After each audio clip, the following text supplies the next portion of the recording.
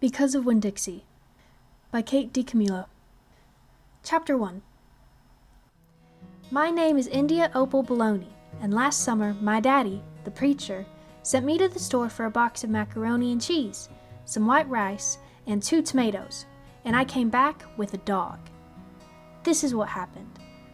I walked into the produce section of the Winn-Dixie grocery store to pick out my 2 tomatoes, and I almost bumped right into the store manager. He was standing there, all red-faced, screaming and waving his arms around. "Who let that dog in here?" he kept on shouting. "Who let a dirty dog in here?" At first, I didn't see a dog. There were just a lot of vegetables rolling around on the floor, tomatoes and onions and green peppers. And there was what seemed like a whole army of Winn-Dixie employees running around waving their arms just the same way the store manager was waving his. And then, the dog came running around the corner. He was a big dog, and ugly, and he looked like he was having a real good time. His tongue was hanging out, and he was wagging his tail. He skidded to a stop and smiled right at me. I had never before in my life seen a dog smile, but that is what he did. He pulled back his lips and showed me all his teeth. Then he wagged his tail so hard that he knocked some oranges off a display, and they went rolling everywhere, mixing in with the tomatoes and onions and green peppers. The manager screamed, "Somebody grab that dog!" The dog went running over to the manager, wagging his tail and smiling. He stood up on his hind legs. You could tell that all he wanted to do was get face to face with the manager and thank him for the good time he was having in the produce department. But somehow he ended up knocking the manager over, and the manager must have been having a bad day, because lying there on the floor, right in front of everybody, he started to cry. The dog leaned over him, real concerned, and licked his face. "Please," said the store manager, "somebody call the pound." "Wait a minute," I hollered. "That's my dog. Don't call the pound." All the Winn-Dixie employees turned around and looked at me, and I knew I'd done something big, and maybe stupid too. But I couldn't help it. I couldn't let that dog go to the pound. "Here, boy," I said. The dog stopped licking the manager's face and put his ears up in the air and looked at me, like he was trying to remember where he knew me from. "Here, boy," I said again. And then I figured that the dog was probably just like everybody else in the world, that he would want to get called by a name. Only I didn't know what his name was, so I just said the first thing that came into my head. I said, "Here, Winn-Dixie!" And that dog came trotting over to me, just like he had been doing it his whole life. The manager sat up and gave me a hard stare, like maybe I was making fun of him. "It's his name," I said. "Honest." The manager said, "Don't you know not to bring a dog into a grocery store?" "Yes, sir," I told him. "He got in by mistake. I'm sorry. It won't happen again." "Come on, Winn-Dixie," I said to the dog. I started walking, and he followed behind me as I went out of the produce department and down the cereal aisle and past all the cashiers and out the front door. Once we were safe outside, I checked him over real careful, and he didn't look that good. He was big and skinny. You could see his ribs, and there were bald patches all over him, places where he didn't have any fur at all. Mostly, he looked like a big piece of old brown carpet that had been left out in the rain. "You're a mess," I told him. "I bet you don't belong to anybody." He smiled at me. He did that thing again, where he pulled back his lips and showed me his teeth. He smiled so big that it made him sneeze. It was like he was saying, "I know I'm a mess. Isn't it funny?" It's hard not to immediately fall in love with a dog who has a good sense of humor. "Come on," I told him. "Let's see what the preacher has to say about you." And the 2 of us, me and Winn-Dixie, started walking home. Chapter 2. That summer I found Winn-Dixie was also the summer me and the preacher moved to Naomi, Florida, so he could be the new preacher at the Open Arms Baptist Church of Naomi. My daddy is a good preacher and a nice man, but sometimes it's hard for me to think of him as my daddy because he spends so much time preaching or thinking about preaching or getting ready to preach. And so, in my mind, I think of him as the preacher. Before I was born, he was a missionary in India, and that is how I got my first name. But he calls me by my second name, Opal, because that was his mother's name, and he loved her a lot. Anyway, while me and Winn-Dixie walked home, I told him how I got my name, and I told him how I had just moved to Naomi.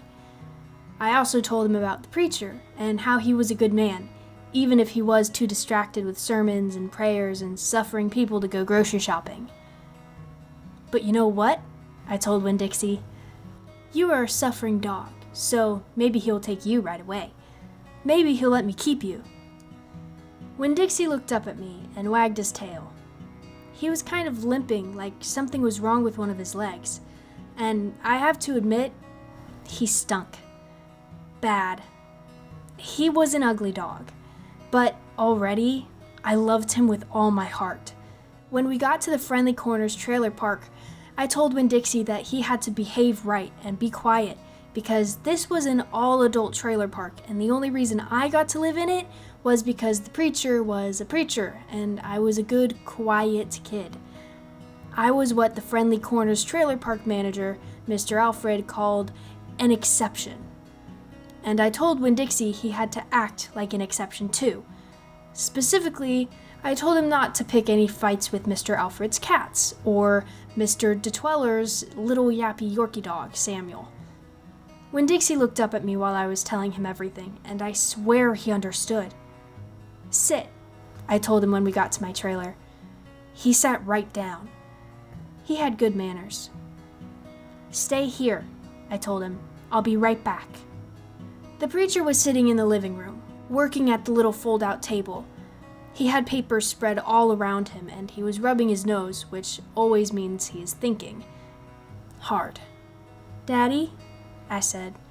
He said back. Daddy, do you know how you always tell me that we should help those less fortunate than ourselves? He said. He rubbed his nose and looked around at his papers. Well, I said, I found a less fortunate at the grocery store. Is that right? He said. Yes, sir, I told him. I stared at the preacher really hard. Sometimes he reminded me of a turtle hiding inside its shell, and there thinking about things and not ever sticking his head out into the world. Daddy, I was wondering, could this less fortunate, could he stay with us for a while? Finally, the preacher looked up at me. Opal, he said, what are you talking about? I found a dog, I told him, and I want to keep him. No dogs, the preacher said. We've talked about this before. You don't need a dog. I know it, I said. I know I don't need a dog, but this dog needs me. Look, I said. I went to the trailer door and I hollered, Winn-Dixie! Winn-Dixie's ears shot up in the air and he grinned and sneezed and then came limping up the steps and into the trailer and put his head right in the preacher's lap, right on top of a pile of papers. The preacher looked at Winn-Dixie. He looked at his ribs and his matted up fur and the places where he was bald. The preacher's nose wrinkled up. Like I said, the dog smelled pretty bad. Winn-Dixie looked up at the preacher. He pulled back his lips and showed the preacher all of his crooked yellow teeth and wagged his tail and knocked some of the preacher's papers off the table. Then he sneezed and some more papers fluttered to the floor. What did you call this dog? The preacher asked. Winn-Dixie, I whispered. I was afraid to say anything too loud. I could see that Winn-Dixie was having a good effect on the preacher. He was making him poke his head out of his shell. Well, said the preacher, he's a stray if I've ever seen one. He put down his pencil and scratched Winn-Dixie behind the ears. And less fortunate, too. That's for sure. Are you looking for a home? The preacher asked, real soft to Winn-Dixie. Winn-Dixie wagged his tail. Well, the preacher said, I guess you've found one. Chapter 3. I started in on Winn-Dixie right away, trying to clean him up. First, I gave him a bath. I used the garden hose and some baby shampoo. He stood still for it, but I could tell he didn't like it. He looked insulted the whole time. He didn't show me his teeth or wag his tail once.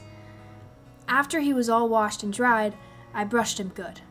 I used my own hairbrush and worked real hard at all the knots and patches of fur stuck together. He didn't mind being brushed.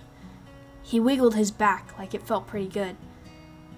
The whole time I was working on him, I was talking to him. And he listened. I told him how we were alike. See, I said, you don't have any family, and neither do I. I've got the preacher, of course, but I don't have a mama. I mean, I have one, but I don't know where she is. She left when I was 3 years old. I can hardly remember her. And I bet you don't remember your mama much either. So we're almost like orphans. Winn-Dixie looked straight at me when I said that to him, like he was feeling relieved to finally have somebody understand his situation. I nodded my head at him and went on talking. I don't even have any friends because I had to leave them all behind when we moved here from Whatley. Whatley's up in North Florida. Have you ever been to North Florida? Winn-Dixie looked down at the ground, like he was trying to remember if he had. You know what? I said. Ever since we moved here, I've been thinking about my mama extra hard, more than I ever did when I was in Whatley. Winn-Dixie twitched his ears and raised his eyebrows. I think the preacher thinks about my mama all the time, too. He's still in love with her. I know that because I heard the ladies at church in Whatley talking to him about it. They said he's still hoping she'll come back, but he doesn't tell me that. He won't talk to me about her at all. I want to know more about her, but I'm afraid to ask the preacher. I'm afraid he'll get mad at me. Winn-Dixie looked at me hard, like he was trying to say something. What? I said. He stared at me. You think I should make the preacher tell me about her? Winn-Dixie looked at me so hard he sneezed. I'll think about it, I said. When I was done working on him, Winn-Dixie looked a whole lot better. He still had his bald spots, but the fur that he did have cleaned up nice. It was all shiny and soft. You could still see his ribs, but I intended to feed him good, and that would take care of that. I couldn't do anything about his crooked yellow teeth because he got into a sneezing fit every time I started brushing them with my toothbrush, and I finally had to give up. But for the most part, he looked a whole lot better. So I took him into the trailer and showed him to the preacher. Daddy, I said. He said. He was working on a sermon and kind of muttering to himself. Daddy, I wanted to show you the new Winn-Dixie. The preacher put down his pencil and rubbed his nose, and finally he looked up. Well, he said, smiling real big at Winn-Dixie. Well now, don't you look handsome? Winn-Dixie smiled back at the preacher. He went over and put his head in the preacher's lap. He smells nice too, said the preacher. He rubbed Winn-Dixie's head and looked into his eyes. Daddy, I said, real quick before I lost my nerve. I've been talking to Winn-Dixie. Is that right? The preacher said. He scratched Winn-Dixie's head. I've been talking to him, and he agreed with me that, since I'm 10 years old, you should tell me 10 things about my mama. Just 10 things, that's all. The preacher stopped rubbing Winn-Dixie's head and held real still. I could see him thinking about pulling his head back into his shell. 1 thing for each year I've been alive, I told him. Please? Winn-Dixie looked up at the preacher and kind of gave him a nudge with his nose. The preacher sighed. He said to Winn-Dixie, "I should have guessed you were going to be trouble." Then he looked at me. "Come on, Opal," he said. "Sit down, and I will tell you 10 things about your mama." Chapter 4. 1. Said the preacher. We were sitting on the couch, and Winn-Dixie was sitting between us. Winn-Dixie had already decided that he liked the couch a lot. 1. The preacher said again. Winn-Dixie looked at him kind of hard. "Your mama was funny. She could make just about anybody laugh." 2. He said. She had red hair and freckles. "Just like me," I said. "Just like you," the preacher nodded. 3. She liked to plant things. She had a talent for it. She could stick a tire in the ground and grow a car. Winn-Dixie started chewing on his paw, and I tapped him on the head to make him stop. 4, said the preacher. She could run fast. If you were racing her, you could never let her get a head start, because she would beat you for sure. "I'm that way too," I said. "Back home in Watley, I raced Liam Fullerton and beat him, and he said it wasn't fair because boys and girls shouldn't race each other to begin with. I told him he was just a sore loser." The preacher nodded. He was quiet for a minute. "I'm ready for number 5, I told him. 5, he said. She couldn't cook. She burned everything, including water. She had a hard time opening a can of beans. She couldn't make head nor tail of a piece of meat. 6, the preacher rubbed his nose and looked up at the ceiling. Winn-Dixie looked up too. "Number 6 is that your mama loved a story. She would sit and listen to stories all day long. She loved to be told a story. She especially liked funny ones, stories that made her laugh." The preacher nodded his head like he was agreeing with himself. "What's number 7? I asked. "Let's see," he said. "She knew all the constellations, every planet in the nighttime sky, every last one of them. She could name them, point them out, and she never got tired of looking up at them." "Number 8, said the preacher with his eyes closed, "was that she hated being a preacher's wife. She said she just couldn't stand having the ladies at church judge what she was wearing and what she was cooking and how she was singing. She said it made her feel like a bug under a microscope." Winn-Dixie lay down on the couch. He put his nose in the preacher's lap and his tail in mine. 10, said the preacher. 9, I told him. 9, said the preacher.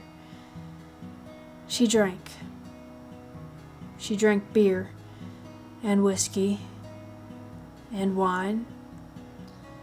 Sometimes she couldn't stop drinking, and that made me and your mama fight quite a bit. Number 10, he said, with a long sigh. Number 10 is that your mama loved you. She loved you very much. But she left me, I told him. She left us, said the preacher softly. I could see him pulling his old turtle head back into his stupid turtle shell. She packed her bags and left us, and she didn't leave one thing behind. Okay, I said. I got up off the couch. Winn-Dixie hopped off too. Thank you for telling me, I said. I went right back to my room and wrote down all 10 things that the preacher had told me. I I wrote them down just the way he said them to me so I wouldn't forget them, and then I read them out loud to Winn-Dixie until I had memorized them. I wanted to know those 10 things inside and out. That way, if my mama ever came back, I could recognize her, and I would be able to grab her and hold on to her tight and not let her get away from me again. Chapter 5. Winn-Dixie couldn't stand to be left alone. We found that out real quick. If me and the preacher went off and left him by himself in the trailer, he pulled all the cushions off the couch and all the toilet paper off the roll. So we started tying him up outside with the rope when we left. That didn't work either. Winn-Dixie howled until Samuel, Mrs. DeTweller's dog, started howling too. It was exactly the kind of noise that people in an all-adult trailer park do not like to hear. "He just doesn't want to be left alone," I told the preacher. "That's all. Let's take him with us." I could understand the way Winn-Dixie felt. Getting left behind probably made his heart feel empty. After a while, the preacher gave in, and everywhere we went, we took Winn-Dixie, even to church. The Open Arms Baptist Church of Naomi isn't a regular-looking church. The building used to be a Pick It Quick store, and when you walk in the front door, the first thing you see is the Pick It Quick motto. It's written on the floor in little tiny red tiles that make great big letters that say, "Pick, pick, pick, quick, quick, quick." The preacher tried painting over those tiles, but the letters won't stay covered up, and so the preacher's just given up and let them be. The other thing about the Open Arms that is different from other churches is there aren't any pews. People bring in their own fold-up chairs and lawn chairs, and so sometimes it looks more like the congregation is watching a parade or sitting at a barbecue instead of being at church. It's kind of strange, and I thought Winn-Dixie would fit right in. But the first time we brought Winn-Dixie to the Open Arms, the preacher tied him outside the front door. "Why did we bring him all the way here just to tie him up?" I asked the preacher. "Because dogs don't belong in church, Opal," the preacher said. "That's why." He tied Winn-Dixie to a tree and said how there was lots of shade for him and that it ought to work out real good. Well, it didn't. The service started, and there was some singing and some sharing and some praying, and then the preacher started preaching. And he wasn't but 2 or 3 words into his sermon when there was a terrible howl coming from outside. The preacher tried to ignore it. "Today," he said. "Aroo!" said Winn-Dixie. "Please," said the preacher. "Aroo!" said Winn-Dixie back. "Friends," said the preacher. Wailed Winn-Dixie. Everyone turned in their lawn chairs and fold-up chairs and looked at one another. "Opal," said the preacher. "Ow!" said Winn-Dixie. "Yes, sir," I said. "Go get that dog," he yelled. "Yes, sir," I yelled back. I went outside and untied Winn-Dixie and brought him inside, and he sat down beside me and smiled up at the preacher. And the preacher couldn't help it. He smiled back.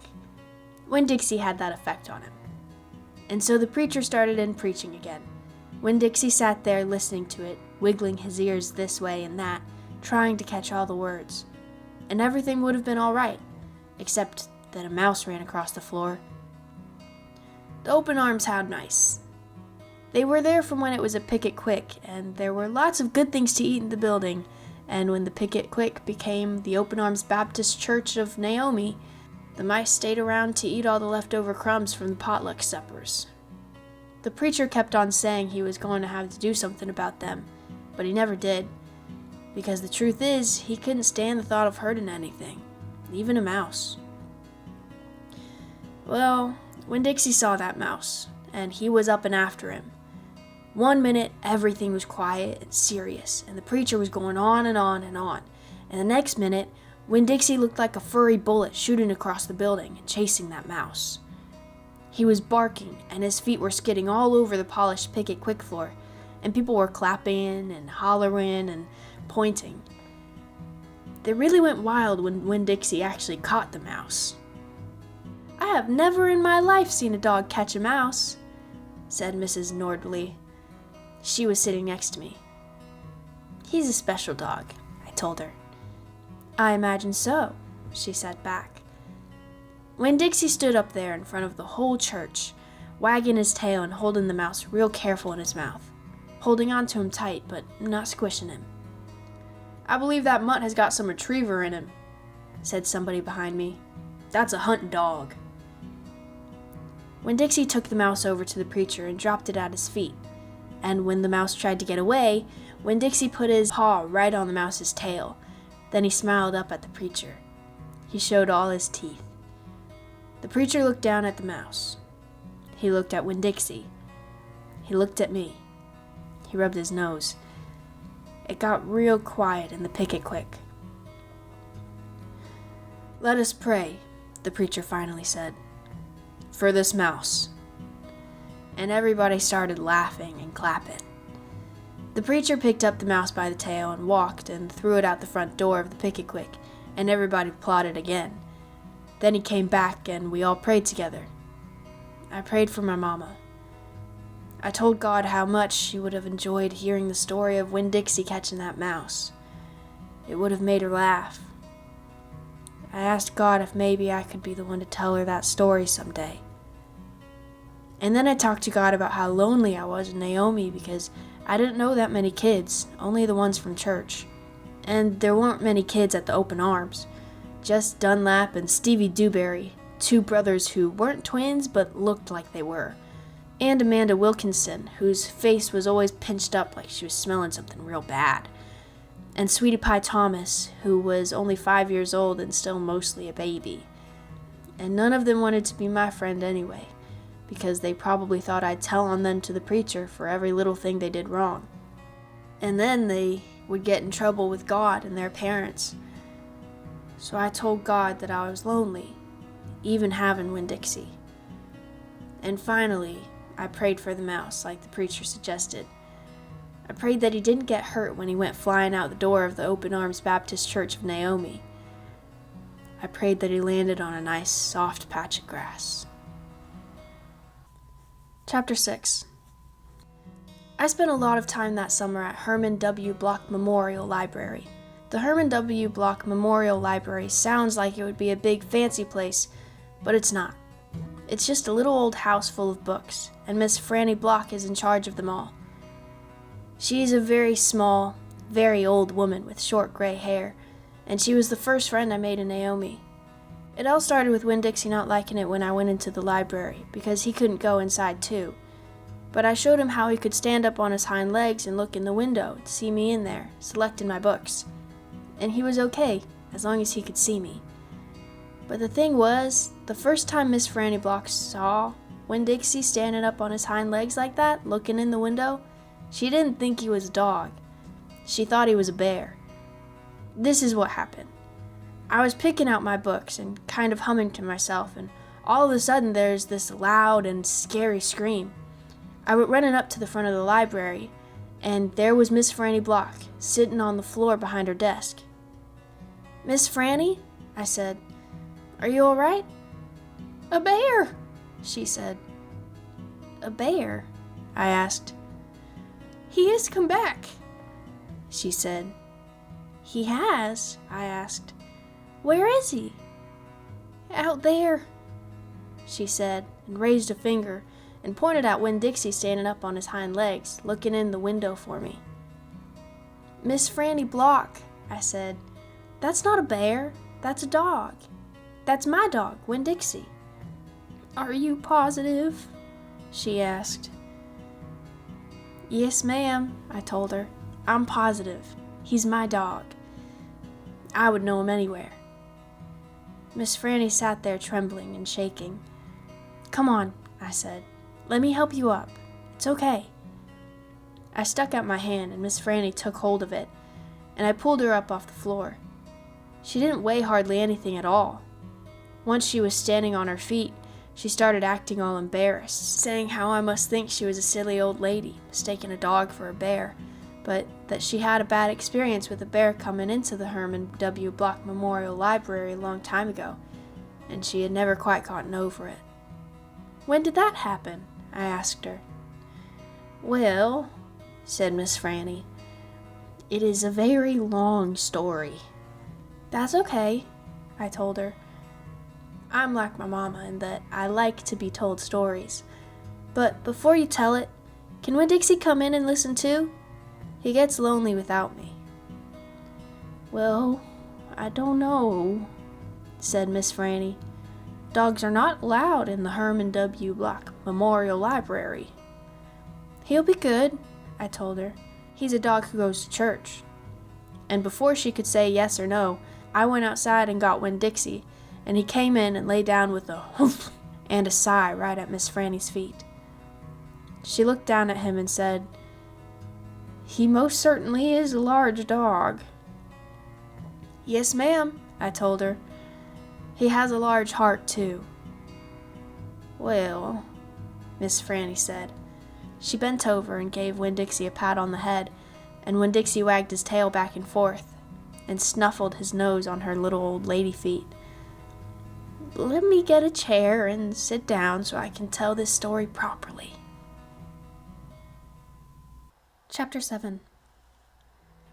Back when Florida was wild, when it consisted of nothing but palmetto trees and mosquitoes so big they could fly away with you, Miss Franny Block started in, and I was just a little girl, no bigger than you. My father, Herman W. Block, told me that I could have anything I wanted for my birthday. Anything at all. Miss Franny looked around the library. She leaned in close to me. "I don't want to appear prideful," she said, "but my daddy was a very rich man. A very rich man." She nodded and then leaned back and said, "And I was a little girl who loved to read. So I told him, I said, 'Daddy, I would most certainly love to have a library for my birthday. A small little library would be wonderful.'" "You asked for a whole library?" "A small one," Miss Franny nodded. "I wanted a little house full of nothing but books, and I wanted to share them too. And I got my wish. My father built me this house, this very one we're sitting in now. And at a very young age, I became a librarian." "Yes, ma'am." "What about the bear?" I said. "Did I mention that Florida was wild in those days?" Miss Franny Block said. "Uh-huh, you did." "It was wild. There were wild men and wild women and wild animals." "Like bears?" "Yes, ma'am, that's right. Now, I have to tell you I was a little Miss Know-It-All. I was a Miss Smarty Pants with my library full of books. Oh, yes, ma'am, I thought I knew the answers to everything. Well, one hot Thursday I was sitting in my library with all the doors and windows open and my nose stuck in a book when a shadow crossed the desk. And without looking up, yes, ma'am, without even looking up, I said, 'Is there a book I can help you find?' Well, there was no answer, and I thought it might have been a wild man or a wild woman, scared of all these books and afraid to speak up. But then I became aware of a very peculiar smell, a very strong smell. I raised my eyes slowly, and standing right in front of me was a bear. Yes, ma'am, a very large bear." "How big?" I asked. "Oh, well," said Miss Franny, "perhaps 3 times the size of your dog." "Then what happened?" I asked her. "Well," said Miss Franny, "I looked at him, and he looked at me. He put his big nose up in the air and sniffed as if he was trying to decide if a little Miss Know-It-all librarian was what he was in the mood to eat. And I sat there. And then I thought, well, if this bear intends to eat me, I'm not going to let it happen without a fight. No, ma'am. So very slowly and very carefully I raised up the book I was reading.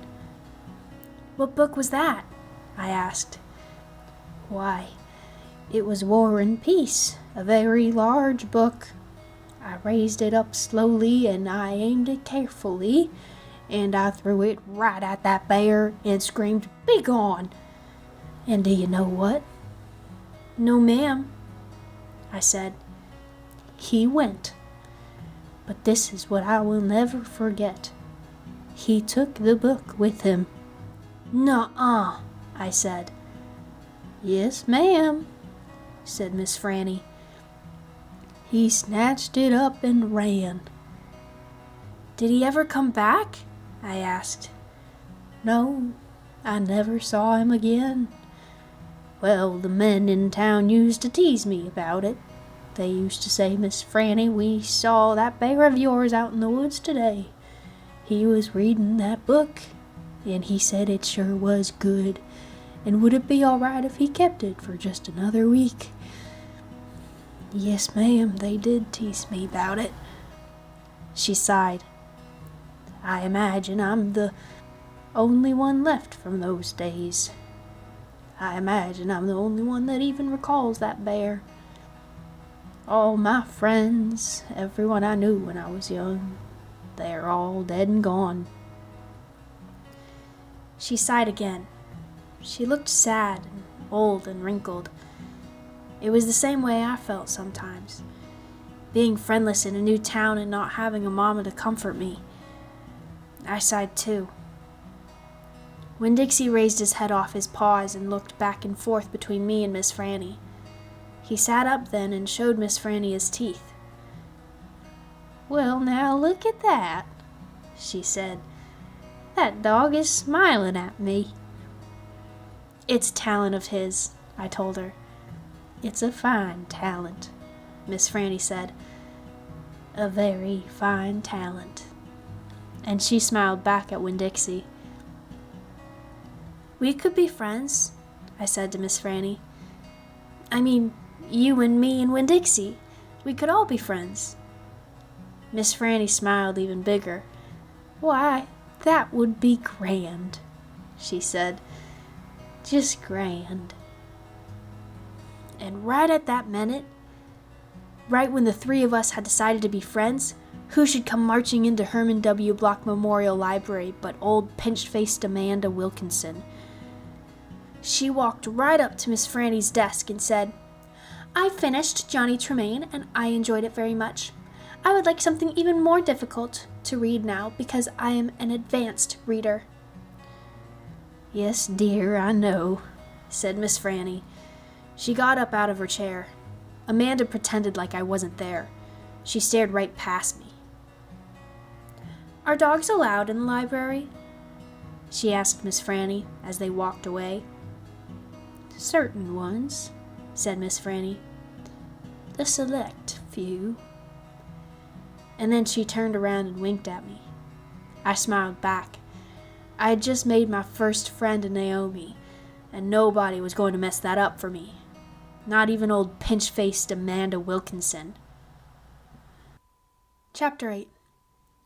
Winn-Dixie's bald spots started growing fur, and the fur he had to begin with started looking shiny and healthy, and he didn't limp anymore. And you could tell that he was proud of looking so good, proud of not looking like a stray. I thought what he needed most was a collar and a leash, so I went into Gertrude's Pets, where there were fish and snakes and mice and lizards and gerbils and pet supplies, and I found a real handsome red leather collar with a matching leash. Winn-Dixie was not allowed to come inside the store. There was a big sign on the door that said "No dogs allowed," so I held the collar and leash up to the window, and Winn-Dixie, who was standing on the other side of the window, pulled up his lips and showed me his teeth, and sneezed and wagged his tail something furious. So I knew he absolutely loved that leash and collar combination. but it was very expensive.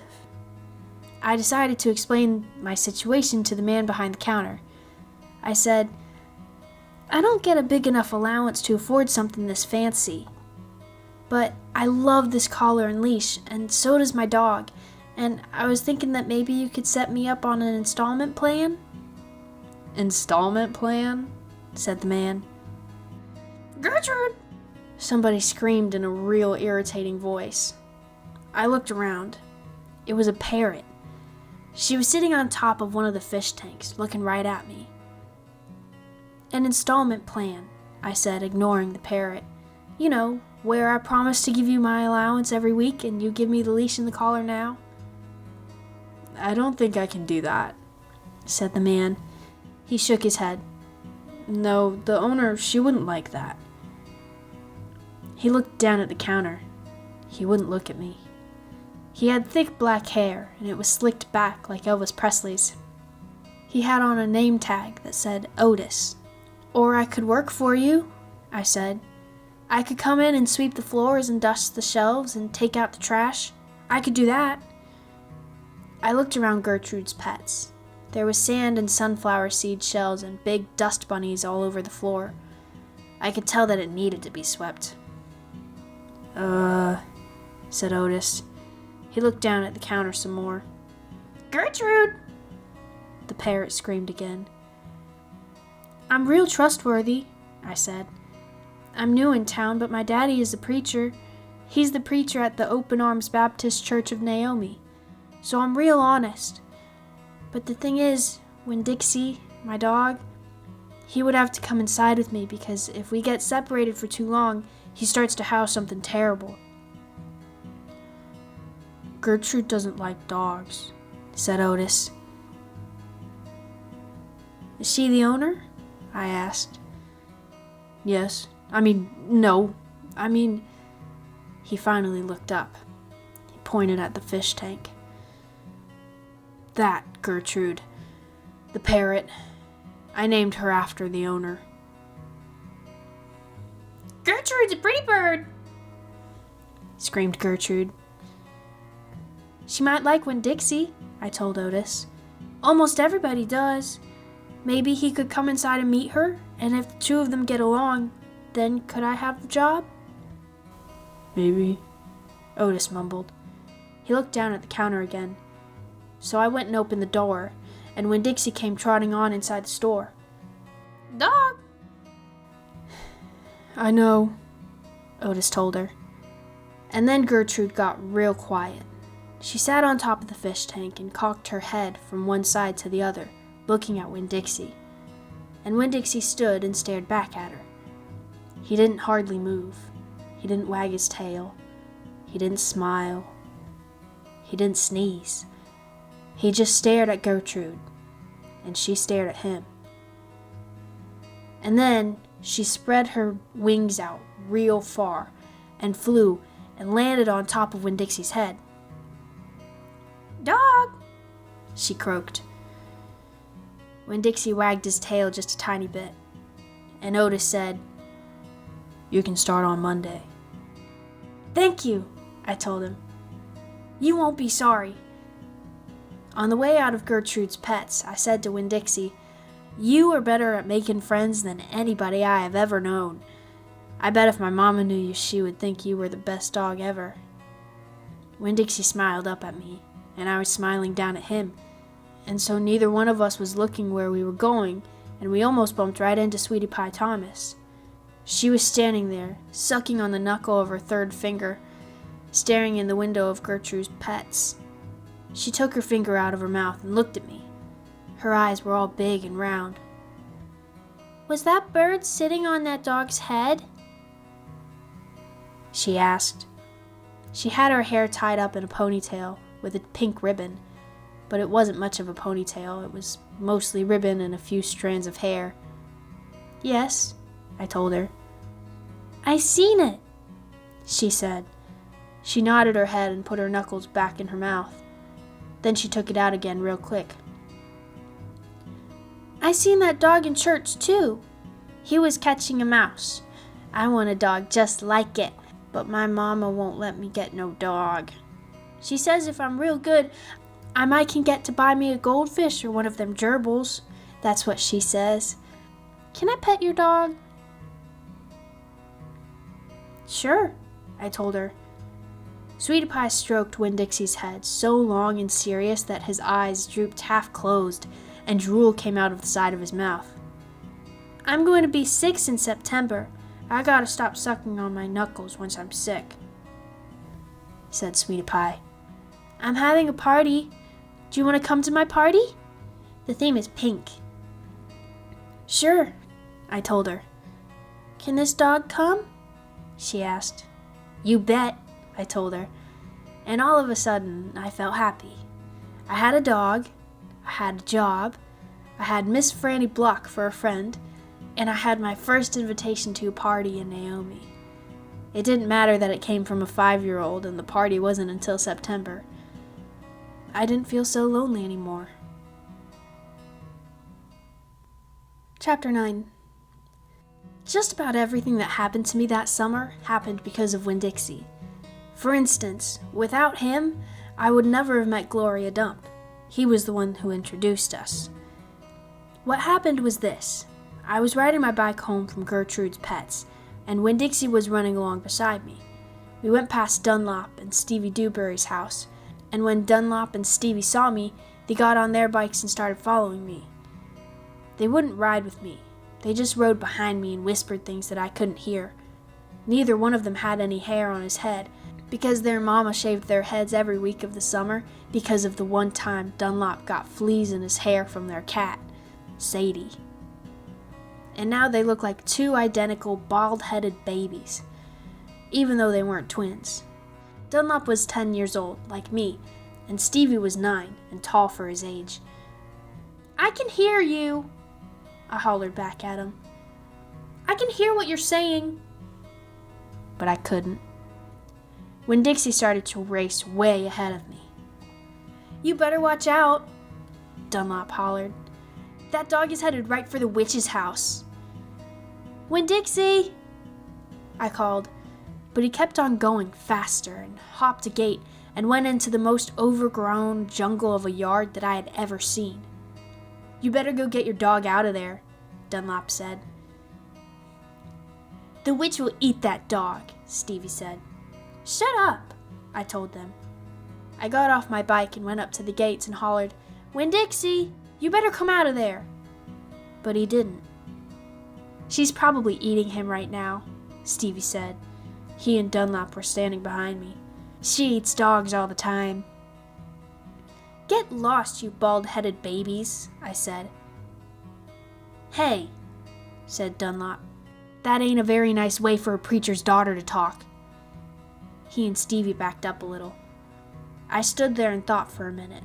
I finally decided that I was more afraid of losing Winn-Dixie than I was of having to deal with a dog-eating witch, so I went through the gate and into her yard.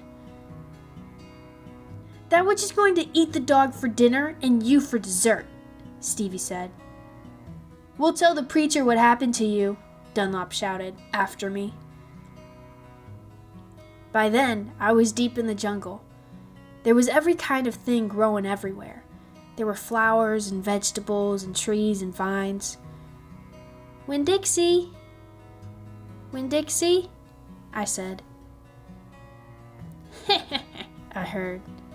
This dog sure likes to eat. I went around a really big tree all covered in moss, and there was Winn-Dixie. He was eating something right out of the witch's hand. She looked up at me. This dog sure likes peanut butter, she said. You can always trust a dog that likes peanut butter. She was old with crinkly brown skin. She had on a big floppy hat with flowers all over it. She didn't have any teeth, but she didn't look like a witch. She looked nice. And Winn-Dixie liked her, I could tell. I'm sorry he got in your garden, I said. You ain't gotta be sorry, she said. I enjoy a little company. My name's Opal, I told her. And my name's Gloria Dump, she said. Ain't that a terrible last name? Dump? My last name is Baloney, I said. Sometimes the kids at school back home in Watley used to call me lunch meat. Ha! Gloria Dump laughed. What about this dog? What you call him? Winn-Dixie, I said. Winn-Dixie thumped his tail on the ground. He tried smiling, but it was hard with his mouth all full of peanut butter. Winn-Dixie, Gloria Dump said. You mean like the grocery store? Yes, ma'am, I said. Woo, she said. That takes a strange name prize, don't it? Yes, ma'am, I said. I was just fixing to make myself a peanut butter sandwich, she said. You want one too? All right, I said. Yes, please. Go on and sit down, she said, pointing at a lawn chair with the back all busted out of it. But sit down careful. I sat down careful, and Gloria Dump made me a peanut butter sandwich on white bread. Then she made one for herself and put her false teeth in to eat it. When she was done, she said to me, You know, my eyes ain't too good at all. I can't see nothing but the general shape of things, so I got to rely on my heart.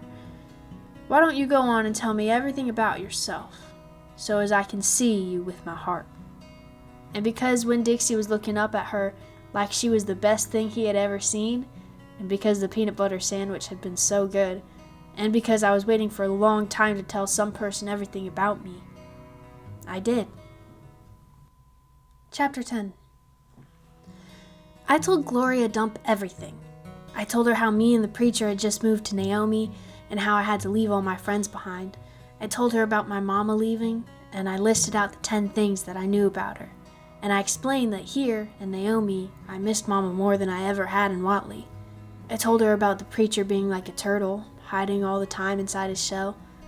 I told her about finding Winn-Dixie in the produce department and how, because of him, I became friends with Miss Franny Block and got a job working for a man named Otis at Gertrude's Pets, and got invited to Sweetie Pie Thomas's birthday party.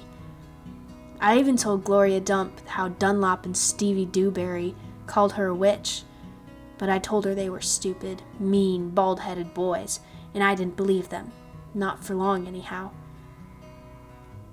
And the whole time I was talking, Gloria Dump was listening. She was nodding her head and smiling and frowning and saying, and, is that right? I could feel her listening with all her heart, and it felt good. You know what? She said when I was all done. What? Could be that you got more of your mama in you than just red hair and freckles and running fast. Really? I said. Like what? Like, maybe you got her green thumb. The two of us could plant something and see how it grows, test your thumb out. Okay, I said. What Gloria Dump picked for me to grow was a tree. Or she said it was a tree. To me it looked more like a plant. She had me dig a hole for it and put it in the ground and pat the dirt around it tight, like it was a baby and I was tucking it into bed. What kind of tree is it? I asked Gloria Dump. It's a wait-and-see tree, she said. What's that mean? It means you gotta wait for it to grow up before you know what it is. Can I come back and see it tomorrow? I asked. Child, she said, as long as this is my garden, you're welcome in it. But that tree ain't going to have changed by tomorrow. But I want to see you too, I said. Said Gloria Dump. I ain't going nowhere. I'll be right here. I woke Winn-Dixie up then. He had peanut butter in his whiskers, and he kept yawning and stretching. He licked Gloria Dump's hand before we left, and I thanked her.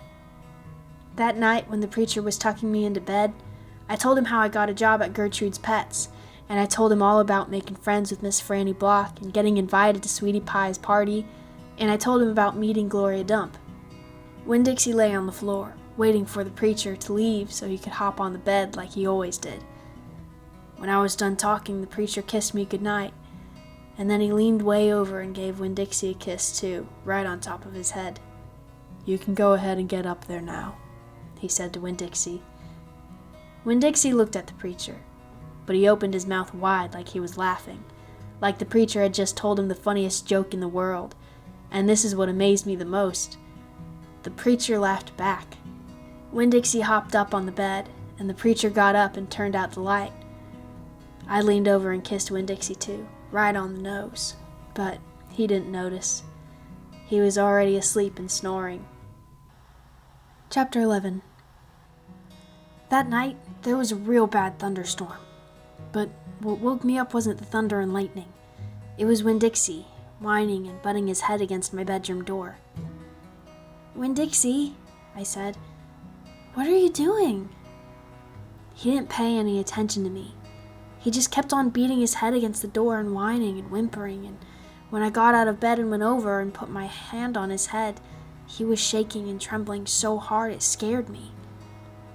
I knelt down and wrapped my arms around him, but he didn't turn and look at me or smile or sneeze or wag his tail or do any normal kind of Winn-Dixie thing.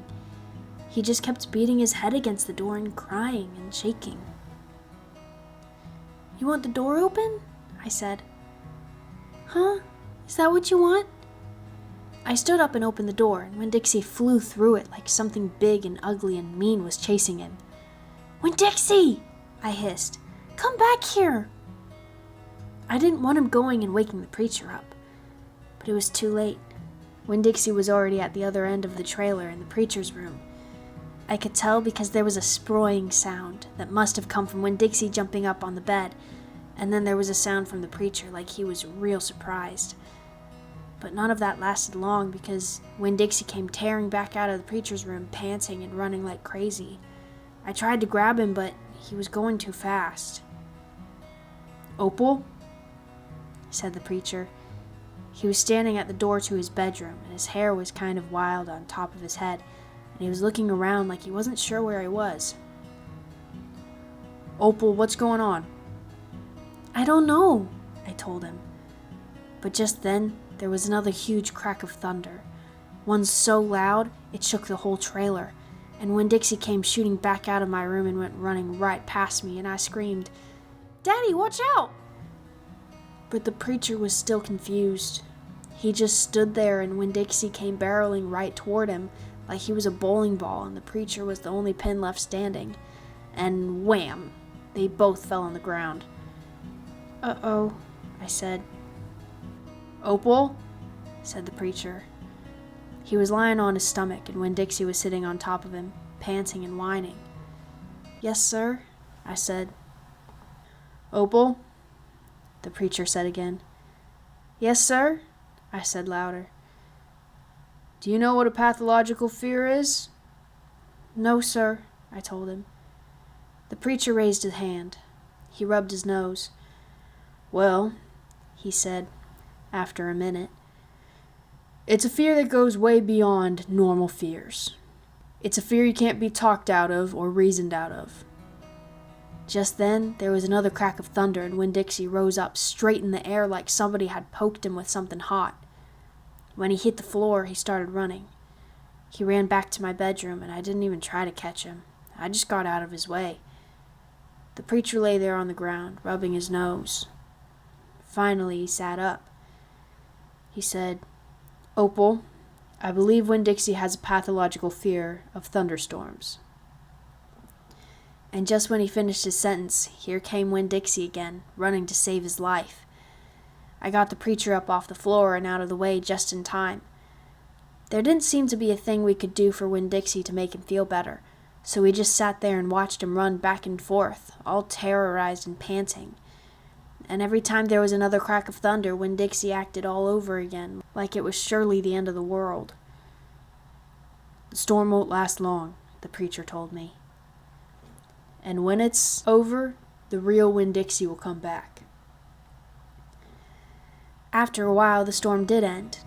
The rain stopped, and there wasn't any more lightning, and finally the last rumble of thunder went away, and Winn-Dixie quit running back and forth and came over to where me and the preacher were sitting and cocked his head, like he was saying, "What in the world are you two doing out of bed in the middle of the night?" And then he crept up on the couch with us in this funny way he has, where he gets on the couch an inch at a time, kind of sliding himself onto it, looking off in a different direction, like it's all happening by accident, like he doesn't intend on getting on the couch, but all of a sudden, there he is. And so the three of us sat there. I rubbed Winn-Dixie's head and scratched him behind the ears the way he liked, and the preacher said, "There are an awful lot of thunderstorms in Florida in the summertime." "Yes, sir," I said. I was afraid that maybe he would say we couldn't keep a dog who went crazy with pathological fear every time there was a crack of thunder. "We'll have to keep an eye on him," the preacher said. He put his arm around Winn-Dixie. "We'll have to make sure he doesn't get out during a storm. He might run away. We have to make sure we keep him safe." "Yes, sir," I said again. All of a sudden it was hard for me to talk. I loved the preacher so much. I loved him because he loved Winn-Dixie. I loved him because he was going to forgive Winn-Dixie for being afraid. Most of all, I loved him for putting his arm around Winn-Dixie like that, like he was already trying to keep him safe. Chapter 12. Me and Winn-Dixie got to Gertrude's Pet so early for my first day of work that the close sign was still in the window. But when I pushed on the door, it swung open, so we went on inside. I was about to call out to Otis that we were there, but then I heard music. It was the prettiest music I have ever heard in my life.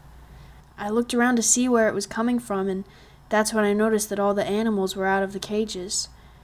There were rabbits and hamsters and gerbils and mice and birds and lizards and snakes, and so they were all just sitting on the floor, like they had turned to stone, and Otis was standing in the middle of them. He was playing guitar, and he had on skinny, pointy-toed cowboy boots, and he was tapping them while he was playing the music. His eyes were closed, and he was smiling. Winn-Dixie got a dreamy kind of look on his face. He smiled really hard at Otis, and then he sneezed, and then his whiskers went all fuzzy, and then he sighed and kind of dropped to the floor with all the other animals. Just then, Gertrude caught sight of Winn-Dixie. "Dog!" she croaked, and flew over and landed on his head. Otis looked up at me. He stopped playing the guitar, and the spell was broken. The rabbit started hopping, and the bird started flying, and the lizard started leaping, and the snake started slithering, and Winn-Dixie started barking and chasing everything that was moving. And Otis shouted, "Help me!" For what seemed like a long time, me and Otis ran around, trying to catch mice and gerbils and hamsters and snakes and lizards. We kept on bumping into each other and tripping over the animals, and Gertrude kept screaming, "Dog! Dog!" Every time I caught something, I put it back in the first cage I saw. I didn't care if it was the right cage or not. I just put it in and slammed the door. And the whole time I was chasing things, I was thinking that Otis must be some kind of snake charmer, the way he could play his guitar and make all the animals turn to stone. And then I thought, this is silly. I shouted over Winn-Dixie barking and Gertrude yelling. I said, "Play some more music, Otis." He looked at me for a minute. Then he started playing his guitar, and in just a few seconds everything was quiet. Winn-Dixie was lying on the floor, blinking his eyes and smiling to himself and sneezing every now and then. And the mice and the gerbils and the rabbits and the lizards and the snakes that we hadn't caught yet got quiet and sat still, and I picked them up one by one and put them back in their cages. When I was done, Otis stopped playing. He looked down at his boots. "I was just playing them some music. It makes them happy." "Yes, sir," I said. "Did they escape from their cages?" "No," Otis said. "I take them out. I feel sorry for them being locked up all the time. I know what it's like being locked up." "You do?" I said. "I've been to jail," Otis said. He looked up at me real quick and then looked back down at his boots. "You have?" I said. "Never mind," said Otis. "Aren't you here to sweep the floor?" "Yes, sir," I told him. He walked over to the counter and started digging through a pile of things. Finally, he came up with a broom. "Here," he said. "You should start sweeping." Only he must have gotten confused. He was holding out his guitar to me instead of the broom. "With your guitar?" I asked. He blushed and handed me the broom, and I started to work. I am a good sweeper. I swept the whole store and then dusted some of the shelves. The whole time I worked, Winn-Dixie followed me, and Gertrude followed him, flying behind him and sitting on his head and his back and croaking real quiet to herself. "Dog! Dog!" When I was done, Otis thanked me. I left Gertrude's pets thinking about how the preacher probably wouldn't like it very much that I was working for a criminal. Sweetie Pie Thomas was waiting for me right out front. "I seen that," she said. She stood there and sucked on her knuckle and stared at me. "Seen what?" I said. "I seen all the animals out of their cages and keeping real still. Is that man magic?" she asked. "Kind of," I told her. She hugged Winn-Dixie around the neck. "Just like this grocery store dog, right?" "Right," I said. I started walking, and Sweetie Pie took her knuckle out of her mouth and put her hand in mine. "Are you coming to my birthday party?" she asked. "I surely am," I told her. "The theme is pink," she said. "I know it," I told her. "I gotta go," she said all of a sudden. "I gotta go home and tell my mama about what I seen. I live right down there, in that yellow house. That's my mama on the porch. You see her? She's waving at you." I waved at the woman on the porch, and she waved back, and I watched Sweetie Pie run off to tell her mama about Otis being a magic man. It made me think about my mama, and how I wanted to tell her the story about Otis charming all the animals. I was collecting stories for her. I would also tell her about Miss Franny and the bear, and about meeting Gloria Dump, and believing for just a minute that she was a witch. I had a feeling that these were the kinds of stories my mama would like. The kind that would make her laugh out loud, the way the preacher said she liked to laugh. Chapter 13. Me and Winn-Dixie got into a daily routine where we would leave the trailer early in the morning and get down to Gertrude's pets in time to hear Otis play his guitar music for the animals. Sometimes Sweetie Pie snuck in for the concert too. She sat on the floor and wrapped her arms around Winn-Dixie and rocked him back and forth like he was a big old teddy bear. And then, when the music was over, she would walk around trying to pick out which pet she wanted. But she always gave up and went home, because the only thing she really wanted was a dog, like Winn-Dixie. After she was gone, I would sweep and clean up, and even arrange some of Otis's shelves, because he did not have an eye for arranging things, and I did. And when I was done, Otis would write down my time in a notebook that he had marked on the outside. 1 red leather collar, 1 red leather leash. And the whole time, he did not in any way ever act like a criminal. After working at Gertrude's Pets, me and Winn-Dixie would go over to the Herman W. Block Memorial Library and talk to Miss Franny Block and listen to her tell us a story. But my favorite place to be that summer was in Gloria Dump's yard. And I figured it was Winn-Dixie's favorite place to be too, because when we got up to the last block before her house, Winn-Dixie would break away from my bike and start running for all he was worth, heading for Gloria Dump's backyard and his spoonful of peanut butter. Sometimes Dunlop and Stevie Dewberry would follow me. They would holler, "There goes the preacher's daughter visiting the witch." "She's not a witch," I told them. It made me mad the way they wouldn't listen to me and kept on believing whatever they wanted to believe about Gloria Dump. One time Stevie said to me, "My mama says you shouldn't be spending all your time cooped up in that pet shop and at that library, sitting around talking with old ladies. She says you should get out in the fresh air and play with kids your own age. That's what my mama says." "Oh, lay off her," Dunlop said to Stevie. Then he turned to me. "He don't mean it," he said. But I was already mad. I shouted at Stevie. I said, "I don't care what your mama says. She's not my mama, so she can't tell me what to do."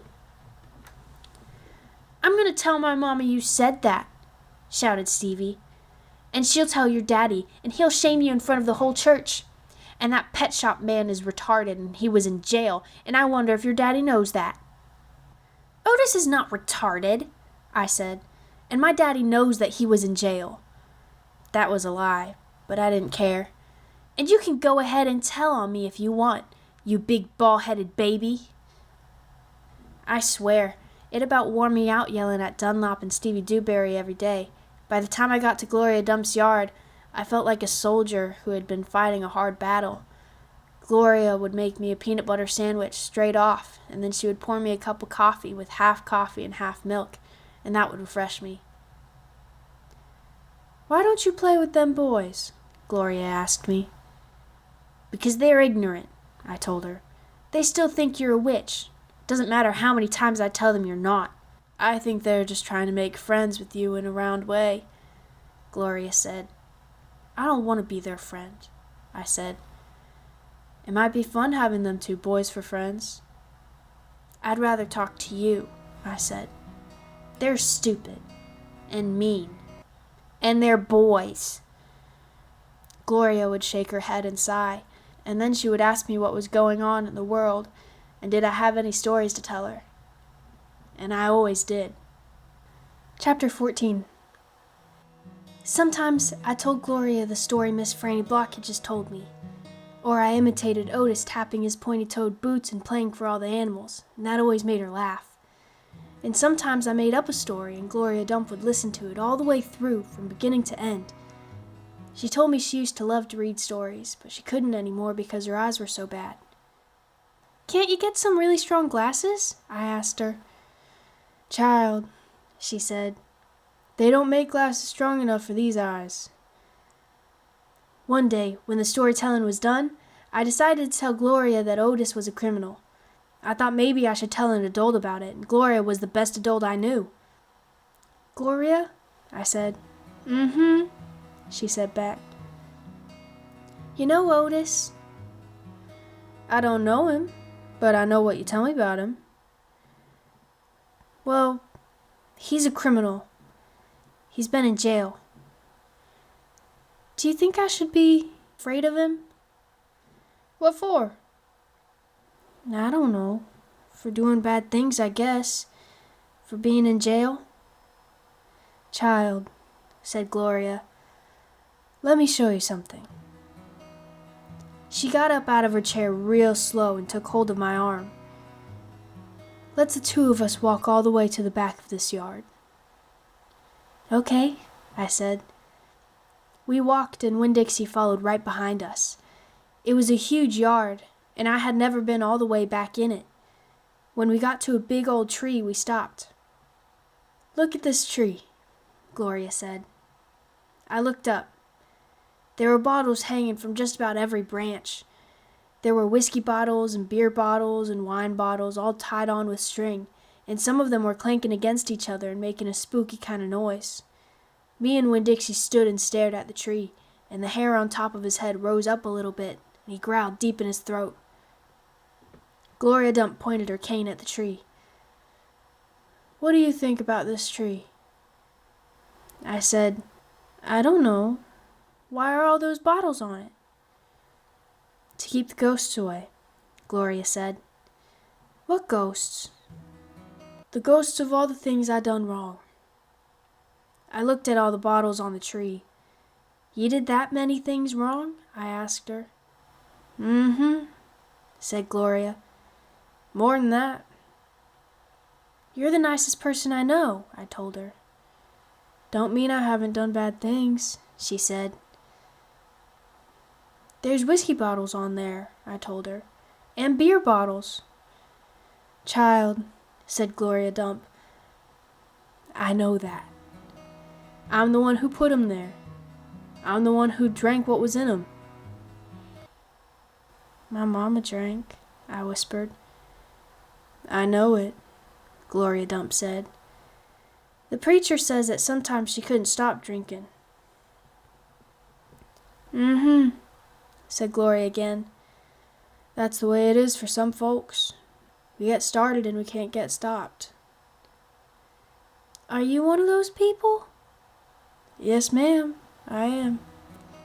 But these days I don't drink nothing stronger than coffee."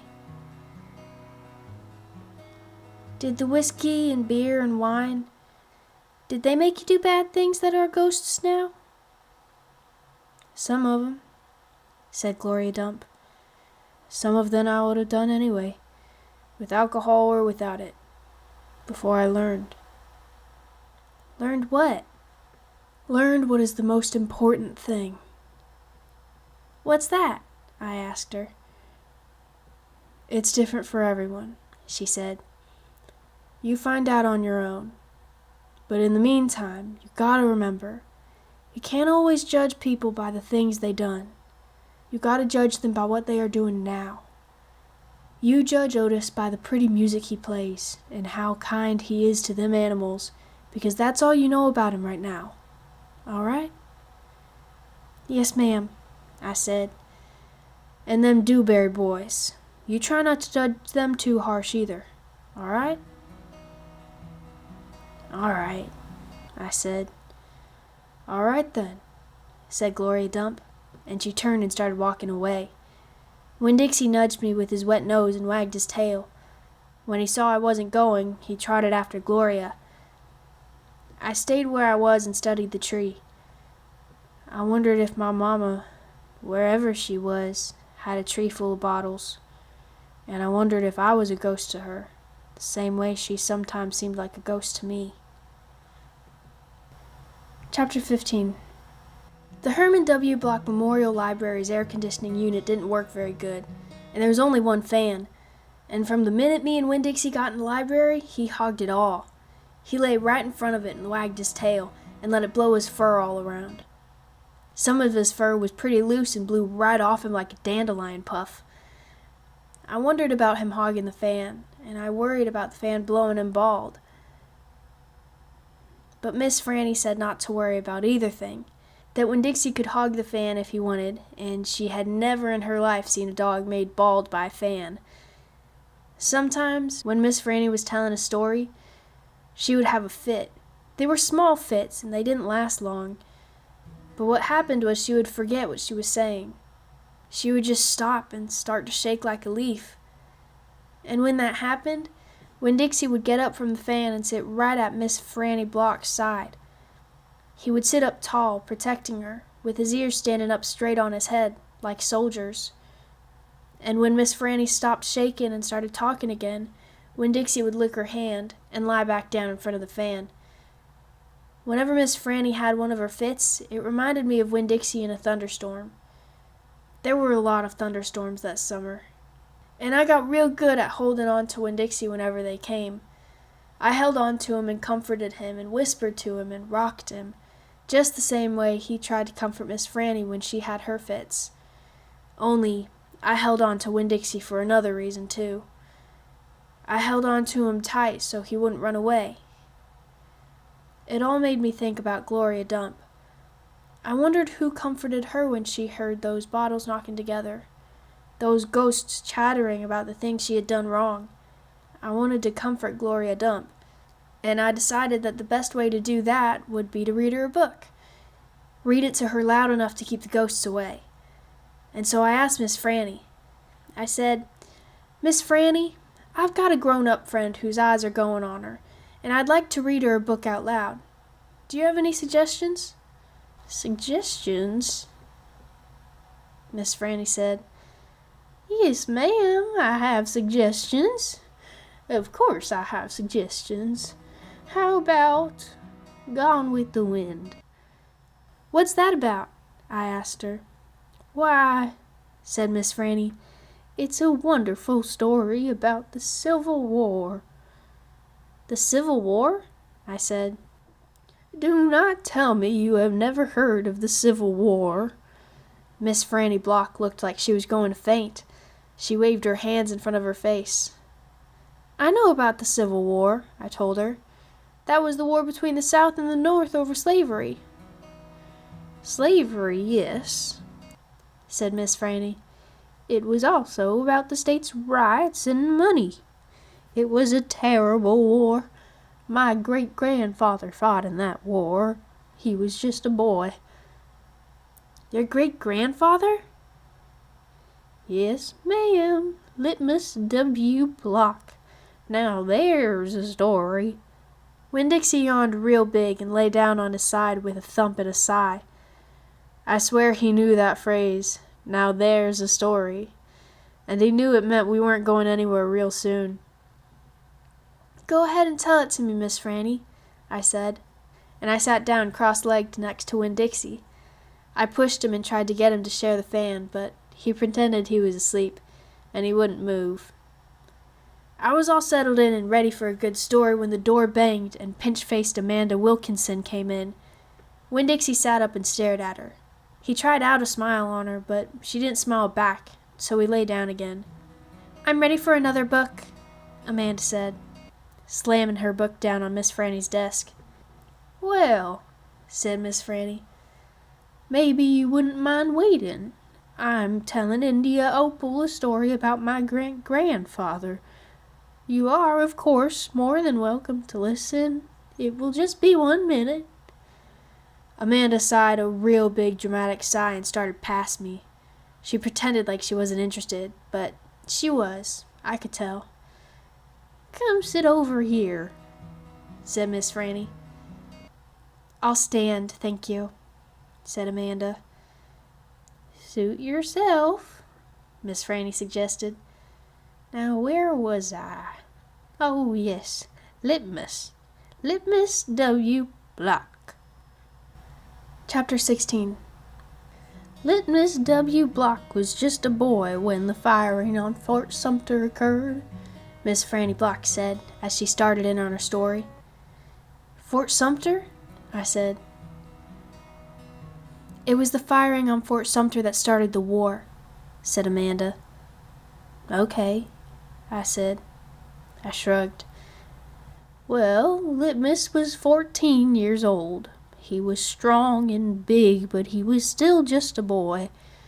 His daddy, Artley W. Block, had already enlisted, and Litmus told his mama that he could not stand by and let the South get beat, and so he went to fight too."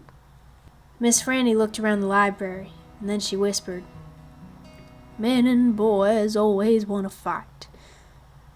They are always looking for a reason to go to war. It is the saddest thing. They have this abiding notion that war is fun, and no history lesson will convince them differently. Anyway, Litmus went and enlisted. He lied about his age, yes ma'am. Like I said, he was a big boy, and the army took him, and Litmus went off to war just like that. Left behind his mother and 3 sisters. He went off to be a hero, but he soon found out the truth." Miss Franny closed her eyes and shook her head. "What truth?" I asked her. "Why, that war is hell," Miss Franny said with her eyes closed. "Pure hell." "Hell is a cuss word," said Amanda. I stole a look at her. Her face was pinched up even more than usual. "War," said Miss Franny, her eyes still closed, "should be a cuss word, too." She shook her head and opened her eyes. She pointed at me, and then she pointed at Amanda. Neither of you can imagine." "No, ma'am," Amanda and me said at exactly the same time. We looked real quick at each other and then back at Miss Franny. "You cannot imagine.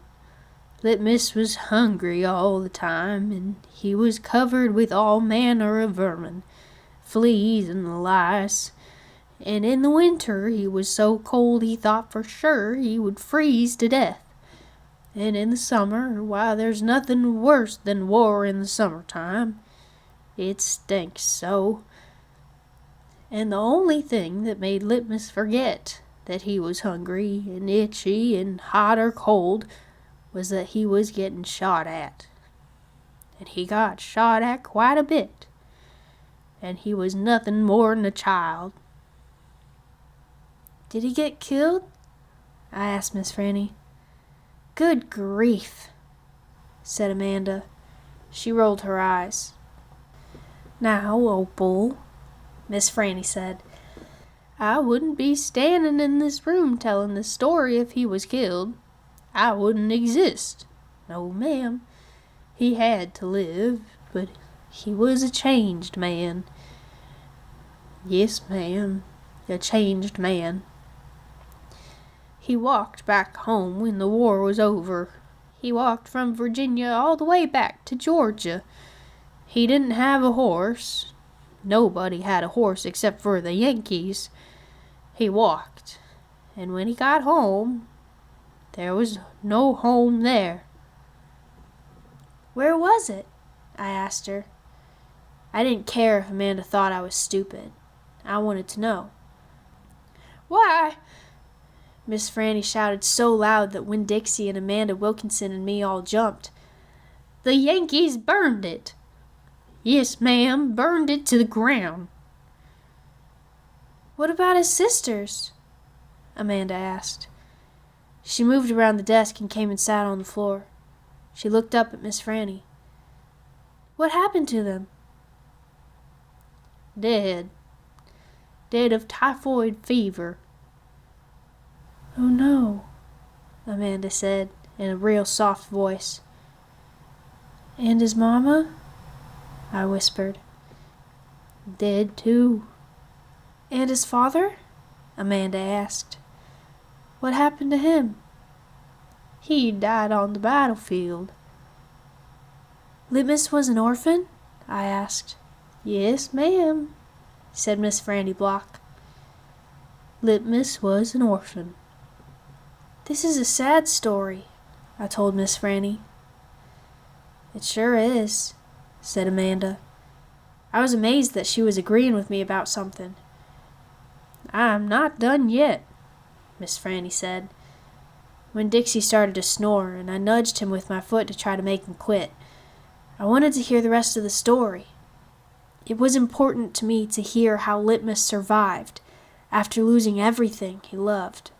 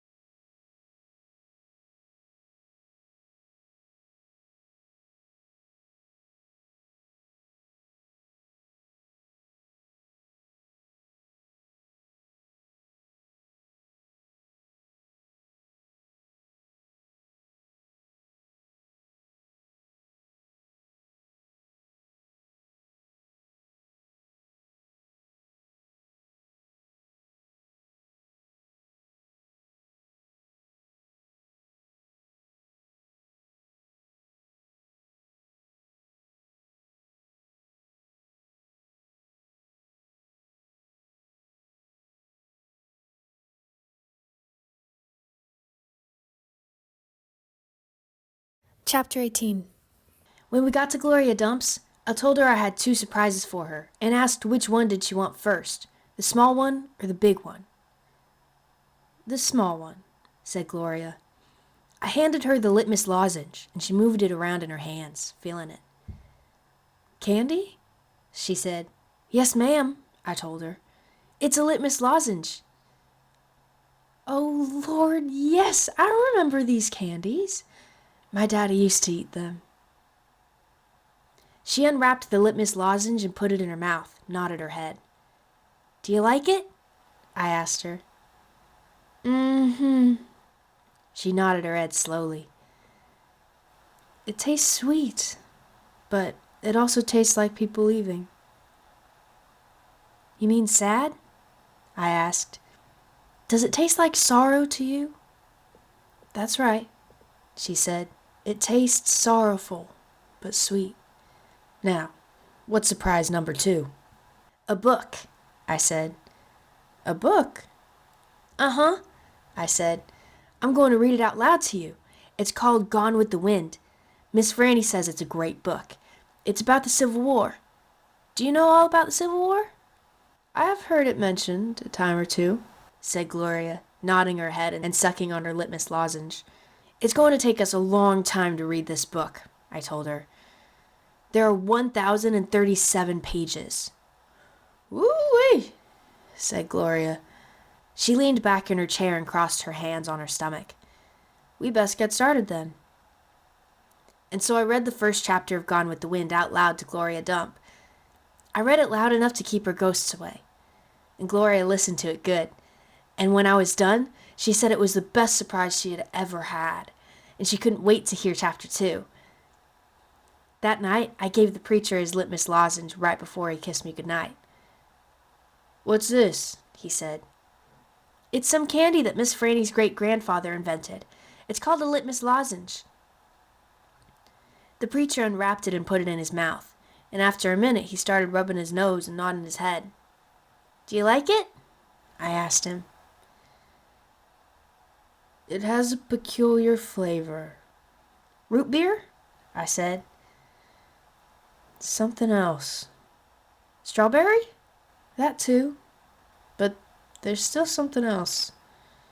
It's odd. I could see the preacher getting further and further away. He was hunching up his shoulders and lowering his chin and getting ready to pull his head inside his shell. It almost tastes like melancholy, he said. Melancholy? What's that? Sad, said the preacher. He rubbed his nose some more. It makes me think of your mother. Winn-Dixie sniffed at the candy wrapper in the preacher's hand. It tastes sad, he said, and sighed.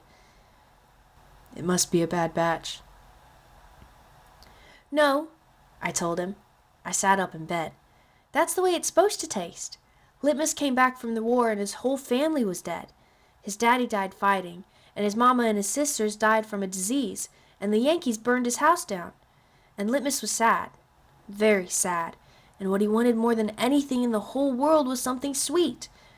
So he built a candy factory and made litmus lozenges, and he put all the sad he was feeling into the candy. My goodness, said the preacher. Winn-Dixie snuffed the candy wrapper out of the preacher's hand and started chewing on it. Give me that, I said to Winn-Dixie, but he wouldn't give it up. I had to reach inside his mouth and pull it out. You can't eat candy wrappers, I told him. The preacher cleared his throat. I thought he was going to say something important, maybe tell me another thing that he remembered about my mama, but what he said was, Opal, I had a talk with Mrs. Dewberry the other day. She said that Stevie said that you called him a bald-headed baby. It's true, I said. I did, but he calls Gloria Dump a witch all the time, and he calls Otis retarded. Once he even said that his mama said I shouldn't spend all my time with old ladies. That's what he said. I think you should apologize, said the preacher. Me? I said. Yes, he said. You.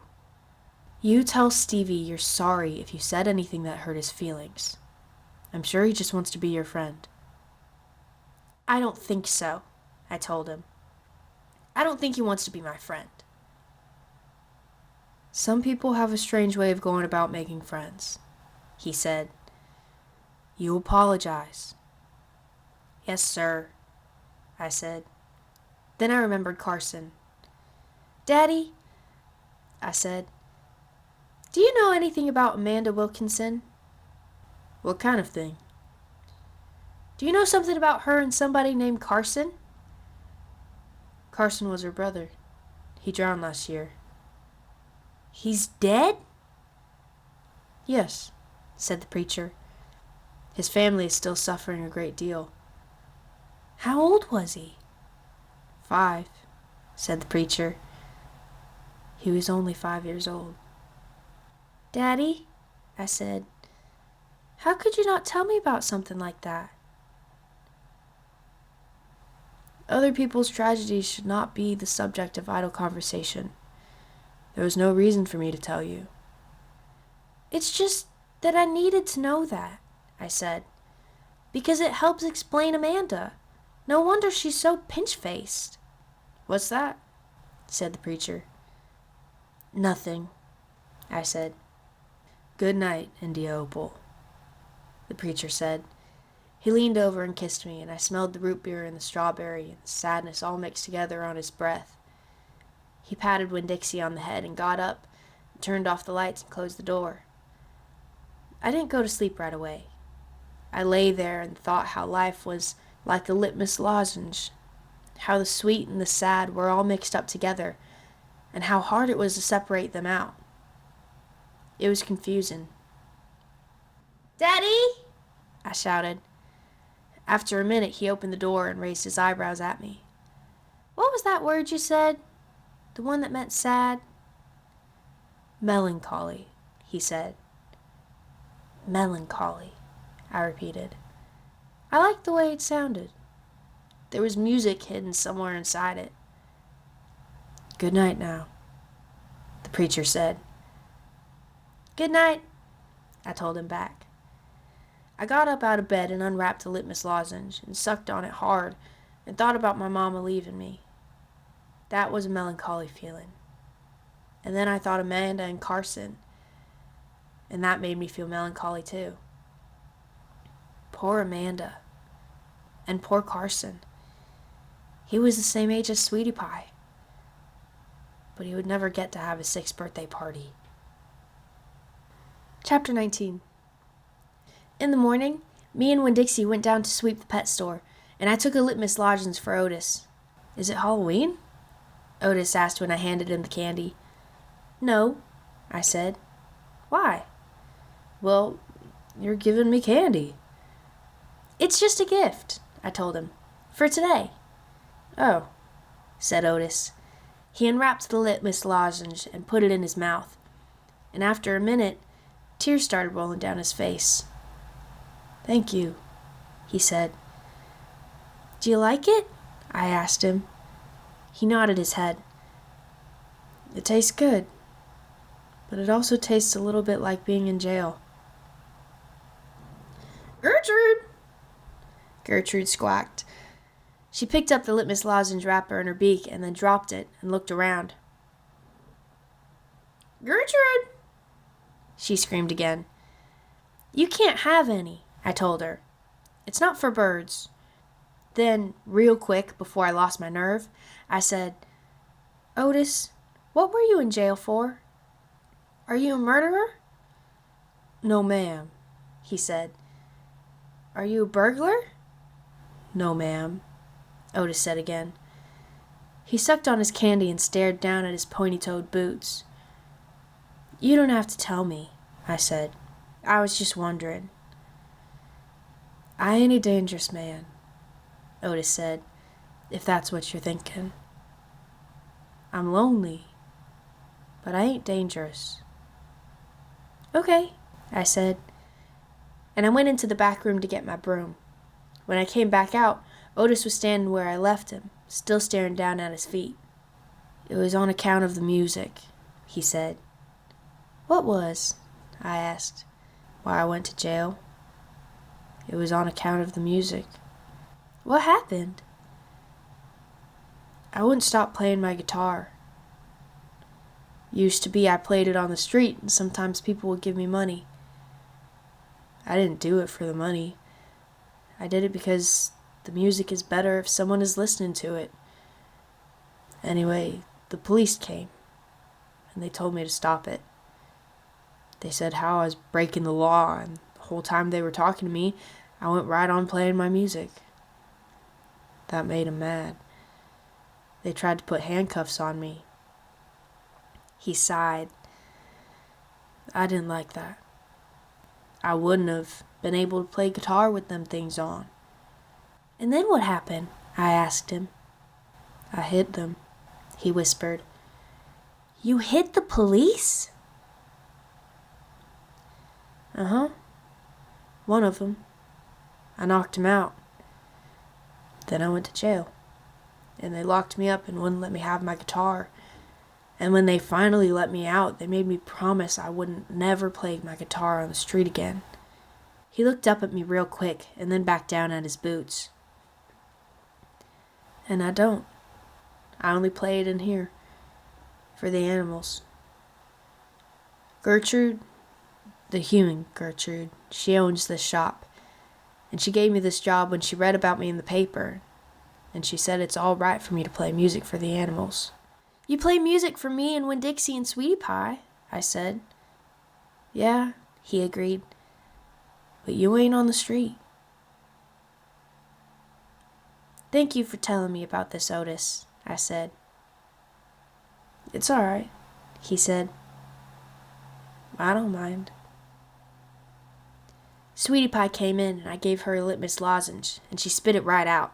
She said that it tasted bad. She said that it tasted like not having a dog. I swept the floor real slow that day. I wanted to keep Otis company. I didn't want him to be lonely. Sometimes it seemed like everybody in the world was lonely. I thought about my mama. Thinking about her was the same as the hole you keep on feeling with your tongue after you lose a tooth. Time after time, my mom kept going to that empty spot. The spot where I felt like she should be. Chapter 20. When I told Gloria Dump about Otis and how he got arrested, she laughed so hard she had to grab hold of her false teeth so they wouldn't fall out of her mouth.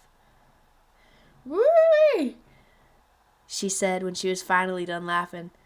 "That sure is some dangerous criminal."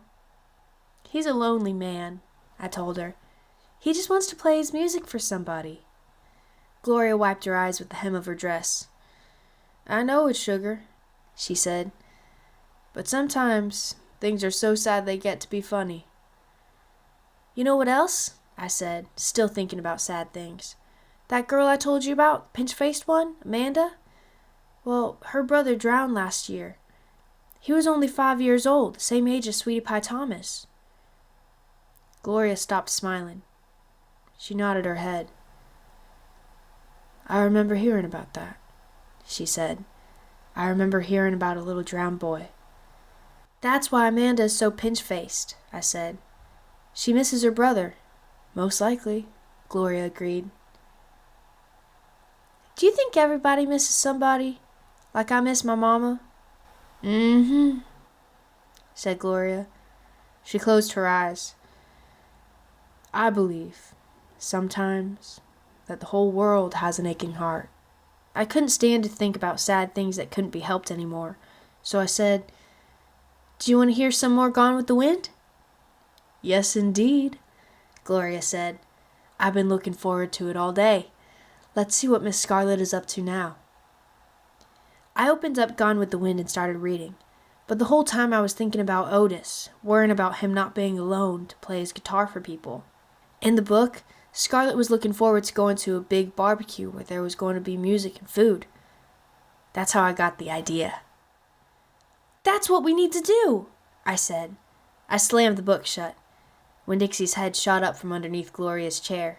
He looked around all nervous-like. "Huh?" said Gloria Dump. "Have a party," I told her. "We need to have a party and invite Miss Franny Block and the preacher and Otis can play his guitar for everybody. Sweetie Pie can come too. She listens to his music good." We who? Gloria asked. We, me, and you. We can make some food and have the party right here in your yard. Said Gloria Dump. We could make peanut butter sandwiches and cut them in triangles to make them look fancy. Lord, Gloria Dump said, I don't know if the whole world likes peanut butter as much as you and me and this dog. Okay, then, I said. We could make egg salad sandwiches. Adults like those. You know how to make egg salad? No, ma'am, I said. I don't have a mom around to teach me things like that. But I bet you know. I bet you could teach me. Please? Maybe, said Gloria Dump. She put her hand on Winn-Dixie's head. She smiled at me. I knew she was telling me yes. Thank you, I said. I went over and hugged her. I squeezed her hard. Winn-Dixie wagged his tail and tried to get in between the two of us. He couldn't stand being left out of anything. It's going to be the best party ever, I told Gloria. You gotta make me one promise, though, Gloria said. All right, I told her. You gotta invite them Dewberry boys. Dunlop and Stevie? Ain't gonna be no party unless you invite them. I have to? Yes, said Gloria Dump. You promise me. I promise, I said. I didn't like the idea, but I promised. I started inviting people right away. I asked the preacher first. Daddy, I said. Opal, the preacher said back. Daddy, me and Winn-Dixie and Gloria Dump are having a party. Well, said the preacher. That's nice. You have a good time. Daddy, I said, I'm telling you because you're invited. Oh, said the preacher. He rubbed his nose. I see. Can you come? I asked him. He sighed. I don't see why not, he said. Miss Franny Block took to the idea right away. A party? She said, and clapped her hands together. Yes, ma'am, I told her.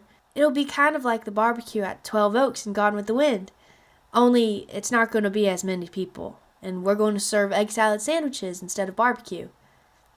That sounds lovely, Miss Franny said. And then she pointed at the back of the library and whispered, Maybe you should ask Amanda, too. She probably wouldn't come, I said.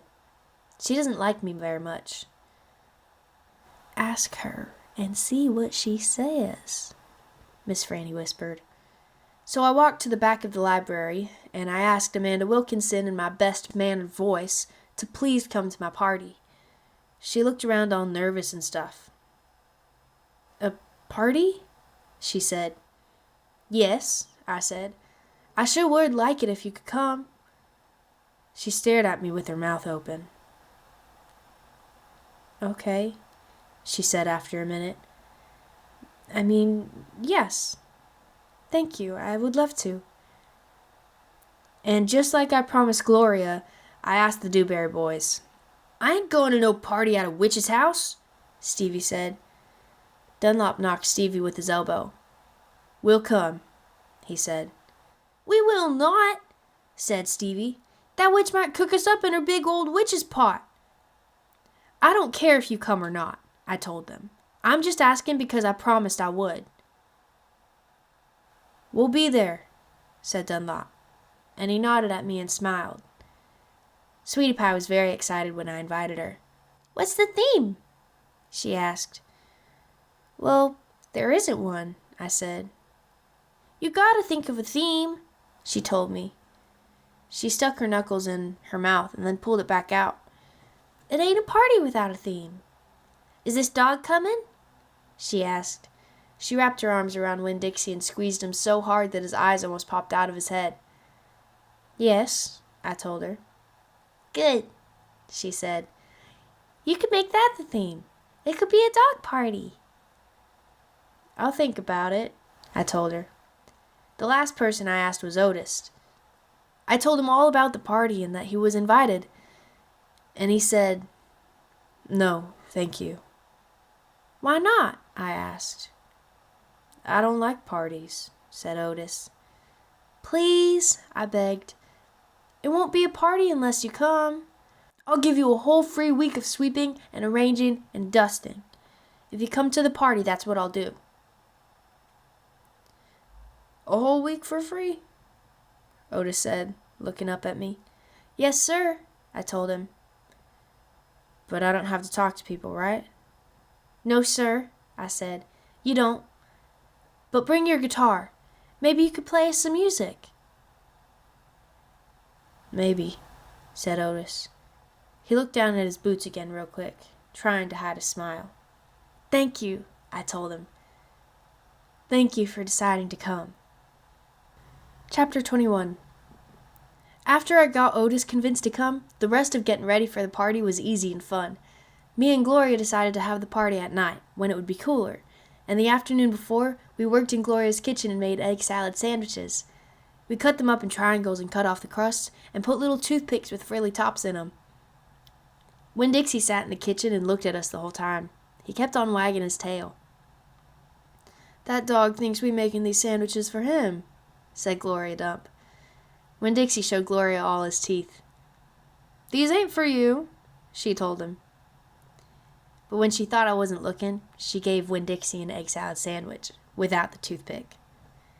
We also made punch. We mixed together orange juice and grapefruit juice, and soda in a big bowl. Gloria called it dump punch. She said she was world famous for it, but I'd never heard of it before. The last thing we did was decorate the yard all up. I strung pink and orange and yellow crepe paper in the trees to make it look fancy. We also filled up paper bags with sand and put candles in them, and right before it was time for the party to start, I went around and lit all the candles. It turned Gloria Dump's yard into fairyland. "Mm-hmm," said Gloria Dump, looking around. "Even somebody with bad eyes can tell that it looks good." It did look pretty.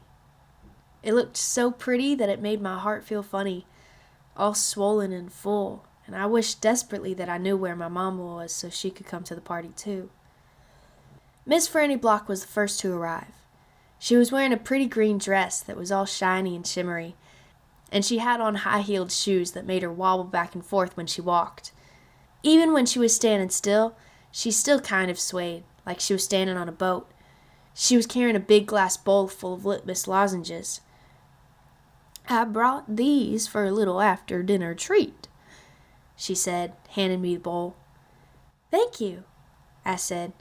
I put the bowl on the table next to the egg salad sandwiches and the punch. Then I introduced Miss Franny to Gloria, and they shook hands and said polite things to each other. And then Sweetie Pie's mother came by with Sweetie Pie. Sweetie Pie had a whole handful of pictures of dogs that she had cut out of magazines. "It's to help with their theme," she said. "You can use them to decorate. I brought tape, too." And she started going around and taping the pictures of dogs to the trees and the chairs and the table. "She ain't talked about nothing but this party all day long," said her mother. "Can you walk her home when it's over?" I promised that I would, and then I introduced Sweetie Pie to Miss Franny and to Gloria, and right after that the preacher showed up. He was wearing a coat and tie and looked real serious. He shook Gloria Dump's hand, and Miss Franny Block's hand, and said how pleased he was to meet both of them, and how he had heard nothing but good things about both of them. He patted Sweetie Pie on the head and said it was good to see her outside of church. And the whole time Winn-Dixie was standing right in the middle of everybody, wagging his tail so hard I thought for sure he would knock Miss Franny right off her high heels. Amanda Wilkinson came, and she had her blonde hair all curled up, and she looked shy and not as mean as usual, and I stood real close to her and introduced her to Gloria Dump. I was surprised at how glad I was to see Amanda, and I wanted to tell her I knew about Carson. I wanted to tell her I understood about losing people, but I didn't say anything. I was just extra nice. We were all standing around smiling at one another and acting kind of nervous when a real screechy voice said, "Gertrude is a pretty bird." Winn-Dixie's ears went straight up on his head, and he barked once and looked around.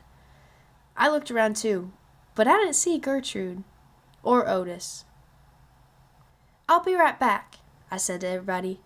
Me and Winn-Dixie went running around the front of the house, and sure enough, standing there on the sidewalk was Otis. He had his guitar on his back and Gertrude on his shoulder, and in his hands he was holding the biggest jar of pickles I had ever seen in my life. "Otis," I said to him, "come on around the back. That's where the party is." "Oh," he said. He didn't move. He just stood there, holding on to the jar of pickles. "Dog!" screeched Gertrude. She flew off of Otis's shoulders and landed on Winn-Dixie's head. "It's all right, Otis," I told him. "It's just a few people. Hardly any people at all."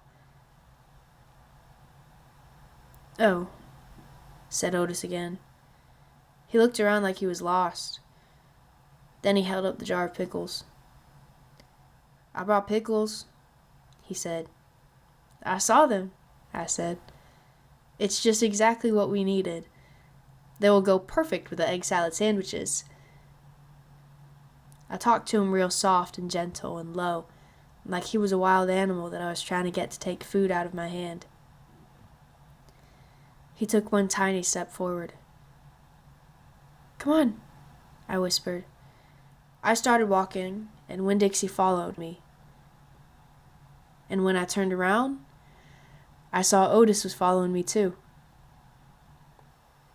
Chapter 22.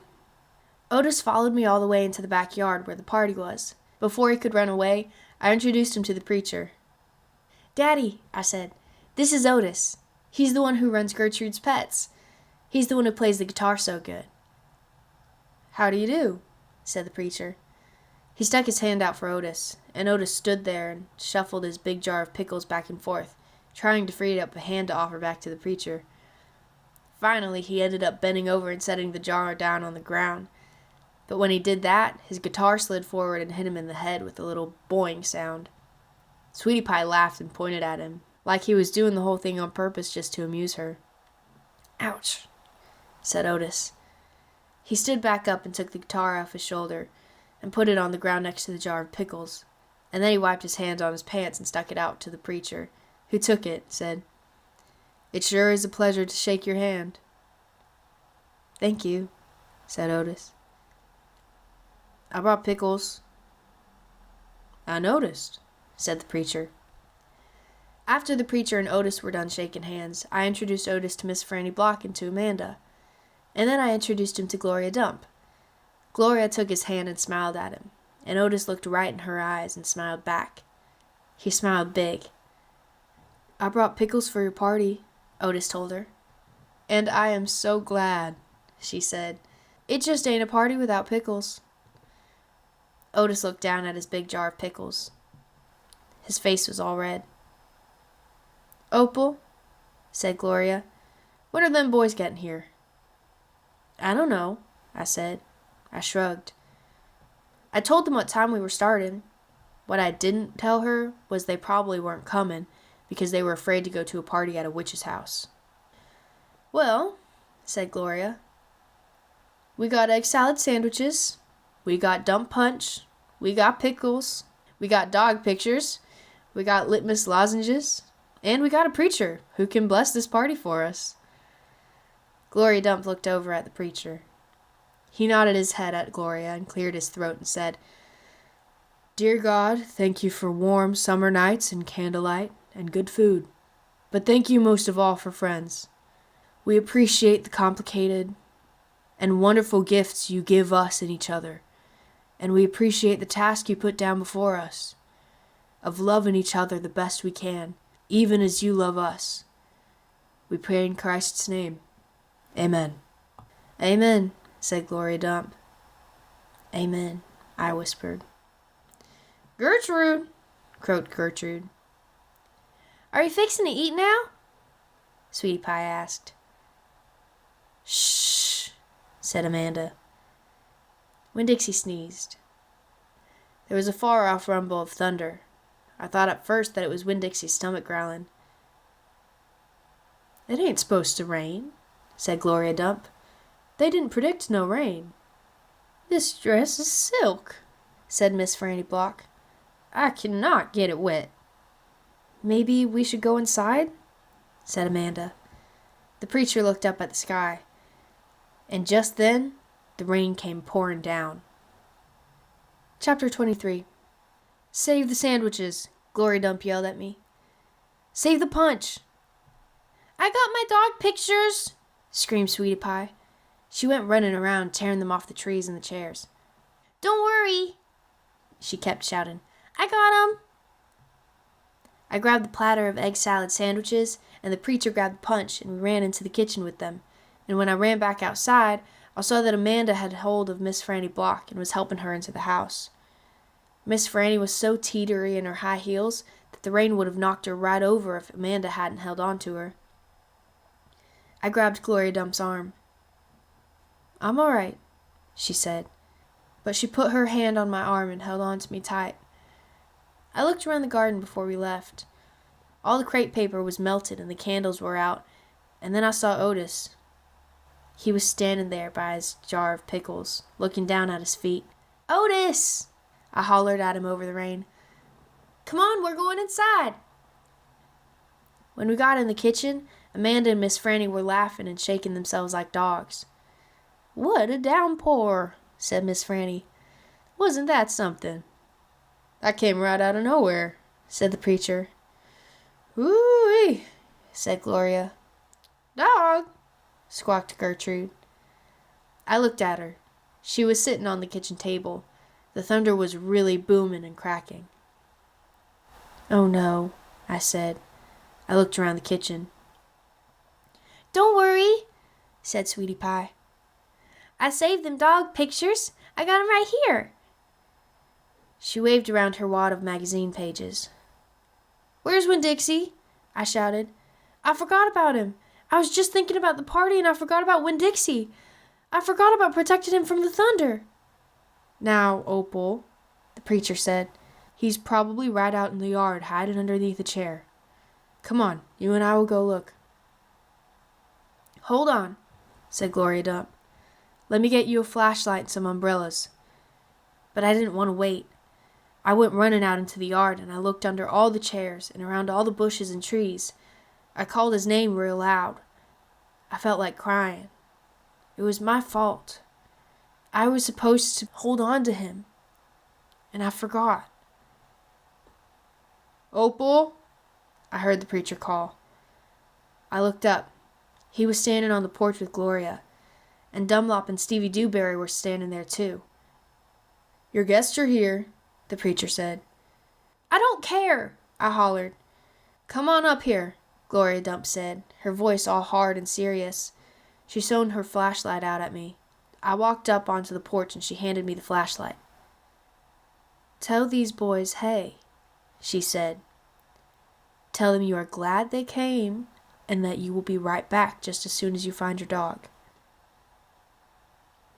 Hey, I said. Thank you for coming. I just gotta find Winn-Dixie and then I'll be right back. Stevie stared at me with his mouth wide open. You want me to help? Dunlop asked. I shook my head. I tried not to cry. Come here, child, Gloria Dump said. She reached for me and pulled me close to her and whispered in my ear. There ain't no way you can hold on to something that wants to go. You understand? You can only love what you got while you got it. She squeezed my hand. Good luck now, she called as me and the preacher stepped off the porch and out into the rain. Good luck, Miss Franny called from the kitchen. That dog ain't lost, I heard Sweetie Pie holler to somebody inside. That dog's too smart to get lost. I turned around and looked back, and the last thing I saw was the porch light shining on Dunlop Dewberry's bald head. It made me sad, him standing on Gloria's porch, his bald head glowing. Dunlop saw me looking and raised his hands and waved at me. I didn't wave back. Chapter 24. Me and the preacher started walking and calling Winn-Dixie's name. I was glad it was raining so hard, because it made it easy to cry. I cried and cried and cried, and the whole time I was calling for Winn-Dixie.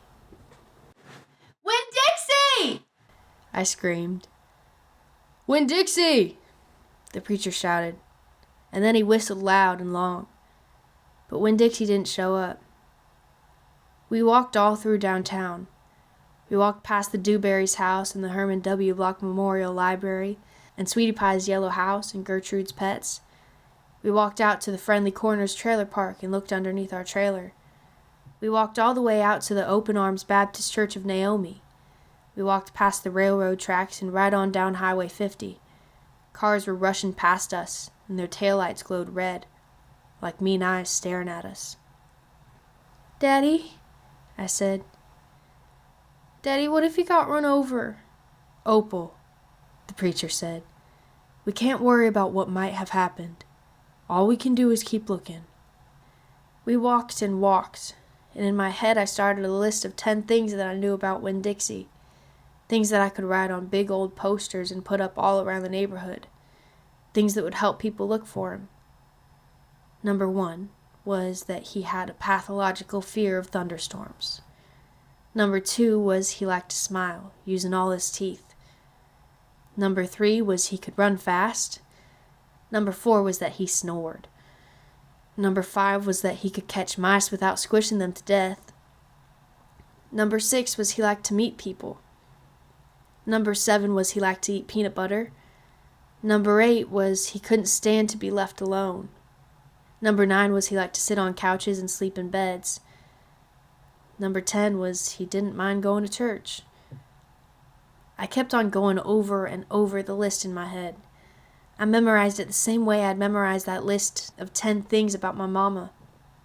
I memorized it so if I didn't find him, I would have some part of him to hold on to. But at the same time, I thought of something I'd never thought of before. And that was that a list of things couldn't even begin to show somebody the real Winn-Dixie. Just like a list of 10 things could never get me to know my mama. And thinking about that made me cry even more. Me and the preacher looked for a long time, and finally he said we had to quit. "But Daddy," I said, "Winn-Dixie's out there somewhere. We can't leave him." "Opal," the preacher said, "we have looked and looked, and there's only so much looking we can do." "I can't believe you're going to give up," I told him. "India Opal," the preacher said, rubbing his nose, "don't argue with me." I stood and stared at him. The rain had let up some. It was mostly a drizzle now. "It's time to head back," the preacher said. "No," I told him. "You go ahead and go, but I'm going to keep looking." "Opal," the preacher said in a real soft voice, "it's time to give up." "You always give up," I shouted. "You're always pulling your head inside your stupid old turtle shell. I bet you didn't even go looking for my mama when she left. I bet you just let her run off too." "Baby," the preacher said, "I couldn't stop her. I tried. Don't you think I wanted her to stay too? Don't you think I miss her every day?" He spread his arms out wide and then dropped them to his side. "I tried," he said. "I tried." Then he did something I couldn't believe. He started to cry. The preacher was crying. His shoulders were moving up and down, and he was making snuffly noises. "And don't believe that losing Winn-Dixie doesn't upset me as much as it does you," he said. "I love that dog. I love him too." "Daddy," I said. I went and wrapped my arms around his waist. He was crying so hard he was shaking. "It's all right," I told him. "It's okay. Shh." I said to him like he was a scared little kid. "Everything will be okay." We stood there, hugging and rocking back and forth, and after a while the preacher stopped shaking, and I still held on to him, and I finally got the nerve to ask the question I wanted to ask. "Do you think she's ever going to come back?" I whispered. "No," the preacher said. No, I do not. I've hoped and prayed and dreamed about it for years, but I don't think she'll ever come back. Gloria says that you can't hold on to anything, that you can only love what you've got while you've got it. She's right, the preacher said. Gloria Dump is right. I'm not ready to let Winn-Dixie go, I said. I had forgotten about him for a minute, what with thinking about my mama. We'll keep looking, said the preacher. The two of us will keep looking for him. But do you know what? I just realized something, India Opal. When I told you your mama took everything with her, I forgot one thing, one very important thing that she left behind. What? I asked. You, he said. Thank God your mama left me you. And he hugged me tighter. I'm glad I've got you too, I told him. And I meant it. I took hold of his hand, and we started walking back into town, calling and whistling for Winn-Dixie the whole way. Chapter 25. We heard the music before we even got to Gloria Dump's house. We heard it almost a block away. It was guitar playing and singing and clapping. I wonder what's going on, my father said. We walked up Gloria's sidewalk and around back, through her yard and into her kitchen. What we saw was Otis playing his guitar, and Miss Franny and Gloria sitting there smiling and singing, and Gloria holding Sweetie Pie on her lap. Amanda and Dunlop and Stevie were sitting on the kitchen floor, clapping along and having the best possible time. Even Amanda was smiling. I couldn't believe they were so happy when Winn-Dixie was missing. We didn't find him, I shouted at them.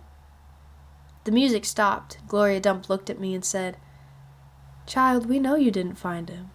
You didn't find him because he was right here all along. She took her cane and poked something under her chair. Come on out of there, she said. There was a snuffle and a sigh.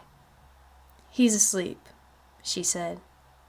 He's plumb wore out. She poked around with her cane again, and Winn-Dixie stood up from underneath her chair and yawned. Winn-Dixie! I hollered. Dog! Gertrude squawked. Winn-Dixie wagged his tail and showed me all his teeth and sneezed. I went pushing past everybody. I dropped to the floor and wrapped my arms around him. Where have you been? I asked him.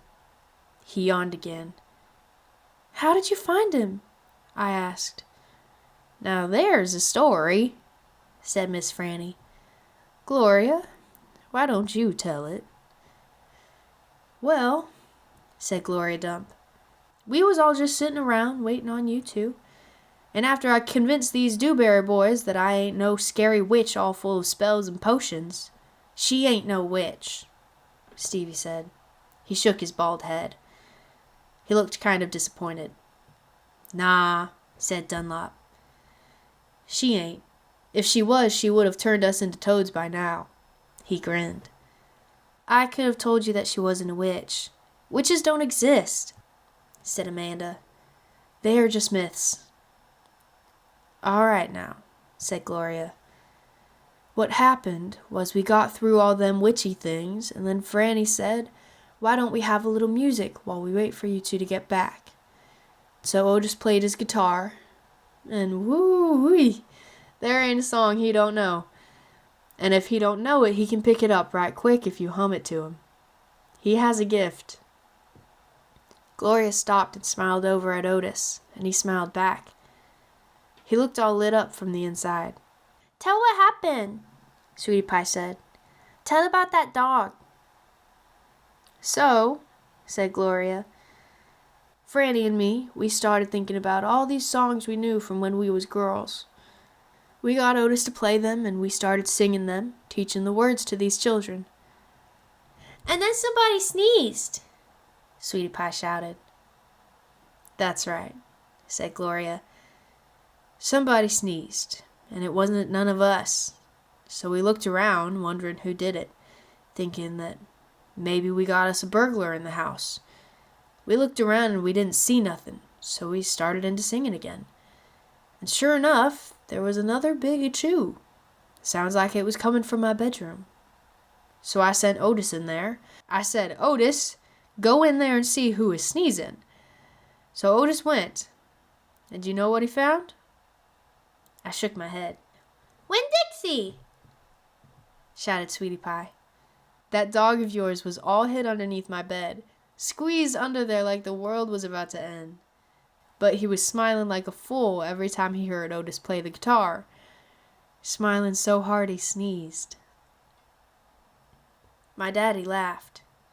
It is true, Miss Franny said. It's the truth, said Stevie. Dunlop nodded and smiled right at me. So, Gloria Dump said, Otis played his guitar right to that dog, and a little bit at a time, Winn-Dixie came creeping out from underneath the bed. He was covered in dust, said Amanda. He looked like a ghost, said Dunlop. Yeah, said Sweetie Pie, just like a ghost. Mm-hmm, said Gloria. Looked just like a ghost. Anyway, the storm stopped after a while, and your dog settled in under my chair and fell asleep. And that's where he's been ever since, just waiting on you to come back and find him. Winn-Dixie, I said. I hugged him so tight he wheezed. We were out there whistling and calling for you, and you were right here all along. Thank you, I said to everybody. Well, said Gloria Dump, we didn't do nothing. We just sat here and waited and sang some songs. We all got to be good friends. Now, the punch ain't nothing but water, and the egg salad sandwiches got tore up by the rain. You gotta eat them with a spoon if you want egg salad. But we got pickles to eat, and litmus lozenges, and we still got a party going on. My daddy pulled out a kitchen chair and sat down. Otis, he said, do you know any hymns? I know some, said Otis. You hum it, said Miss Franny, nodding her head. And he can play it. So my daddy started humming something, and Otis started picking it out on his guitar. And Winn-Dixie wagged his tail and lay back down underneath Gloria's chair. I looked around the room at all the different faces, and I felt my heart swell up inside with pure happiness. I'll be back in a minute, I said. But they were all singing now, and laughing, and Winn-Dixie was snoring, so no one heard me. Chapter 26. Outside, the rain had stopped, and the clouds had gone away, and the sky was so clear it seemed like I could see every star ever made. I walked all the way to the back of Gloria Dump's yard. I walked back there and looked at her mistake tree. The bottles were quiet. There wasn't a breeze, so they were all just hanging there. I looked at the tree, and then I looked up at the sky. Mama, I said, just like she was standing right beside me. I know 10 things about you, and that's not enough. That's not near enough. But Daddy's going to tell me more. I know he will, now that he knows you're not coming back. He misses you, and I miss you. But my heart doesn't feel empty anymore. It's full all the way up. I'll still think about you, I promise. But probably not as much as I did this summer. That's what I said that night underneath Gloria Dump's mistake tree. And after I was done saying it, I stood just staring up at the sky, looking at the constellations and planets. And then I remembered my own tree, the one Gloria had helped me plant. I hadn't looked at it for a long time. I went crawling around on my hands and knees, searching for it. And when I found it, I was surprised at how much it had grown. It was still small. It still looked more like a plant than a tree. But the leaves and the branches felt real strong and good and right. And I was down on my hands and knees when I heard a voice say, Are you praying? I looked up. It was Dunlop. No, I said. I'm not praying. I'm thinking. He crossed his arms and looked down at me. What about? He asked. All kinds of different things, I said. I'm sorry I called you and Stevie bald-headed babies. That's all right, he said. Gloria told me to come out here and get you. I told you she wasn't a witch. I know it, he said. I knew it all along. I was just teasing you. Oh, I said. I looked at him close. It was hard to see him in the dark yard. Ain't you ever going to stand up? He asked. Yeah, I said. And then he surprised me. He did something I never thought in a million years a Dewberry boy would do. He held out his hand to help me up. And I took it. I let him pull me to my feet. I'll race you back to the house, Dunlop said, and he started to run. Okay, I shouted. But I'm warning you, I'm fast. We ran, and I beat him. I touched the corner of Gloria Dump's house right before he did.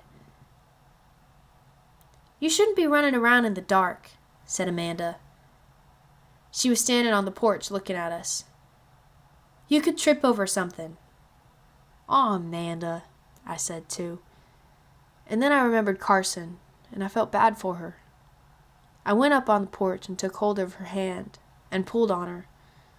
Come on, I said. Let's go inside.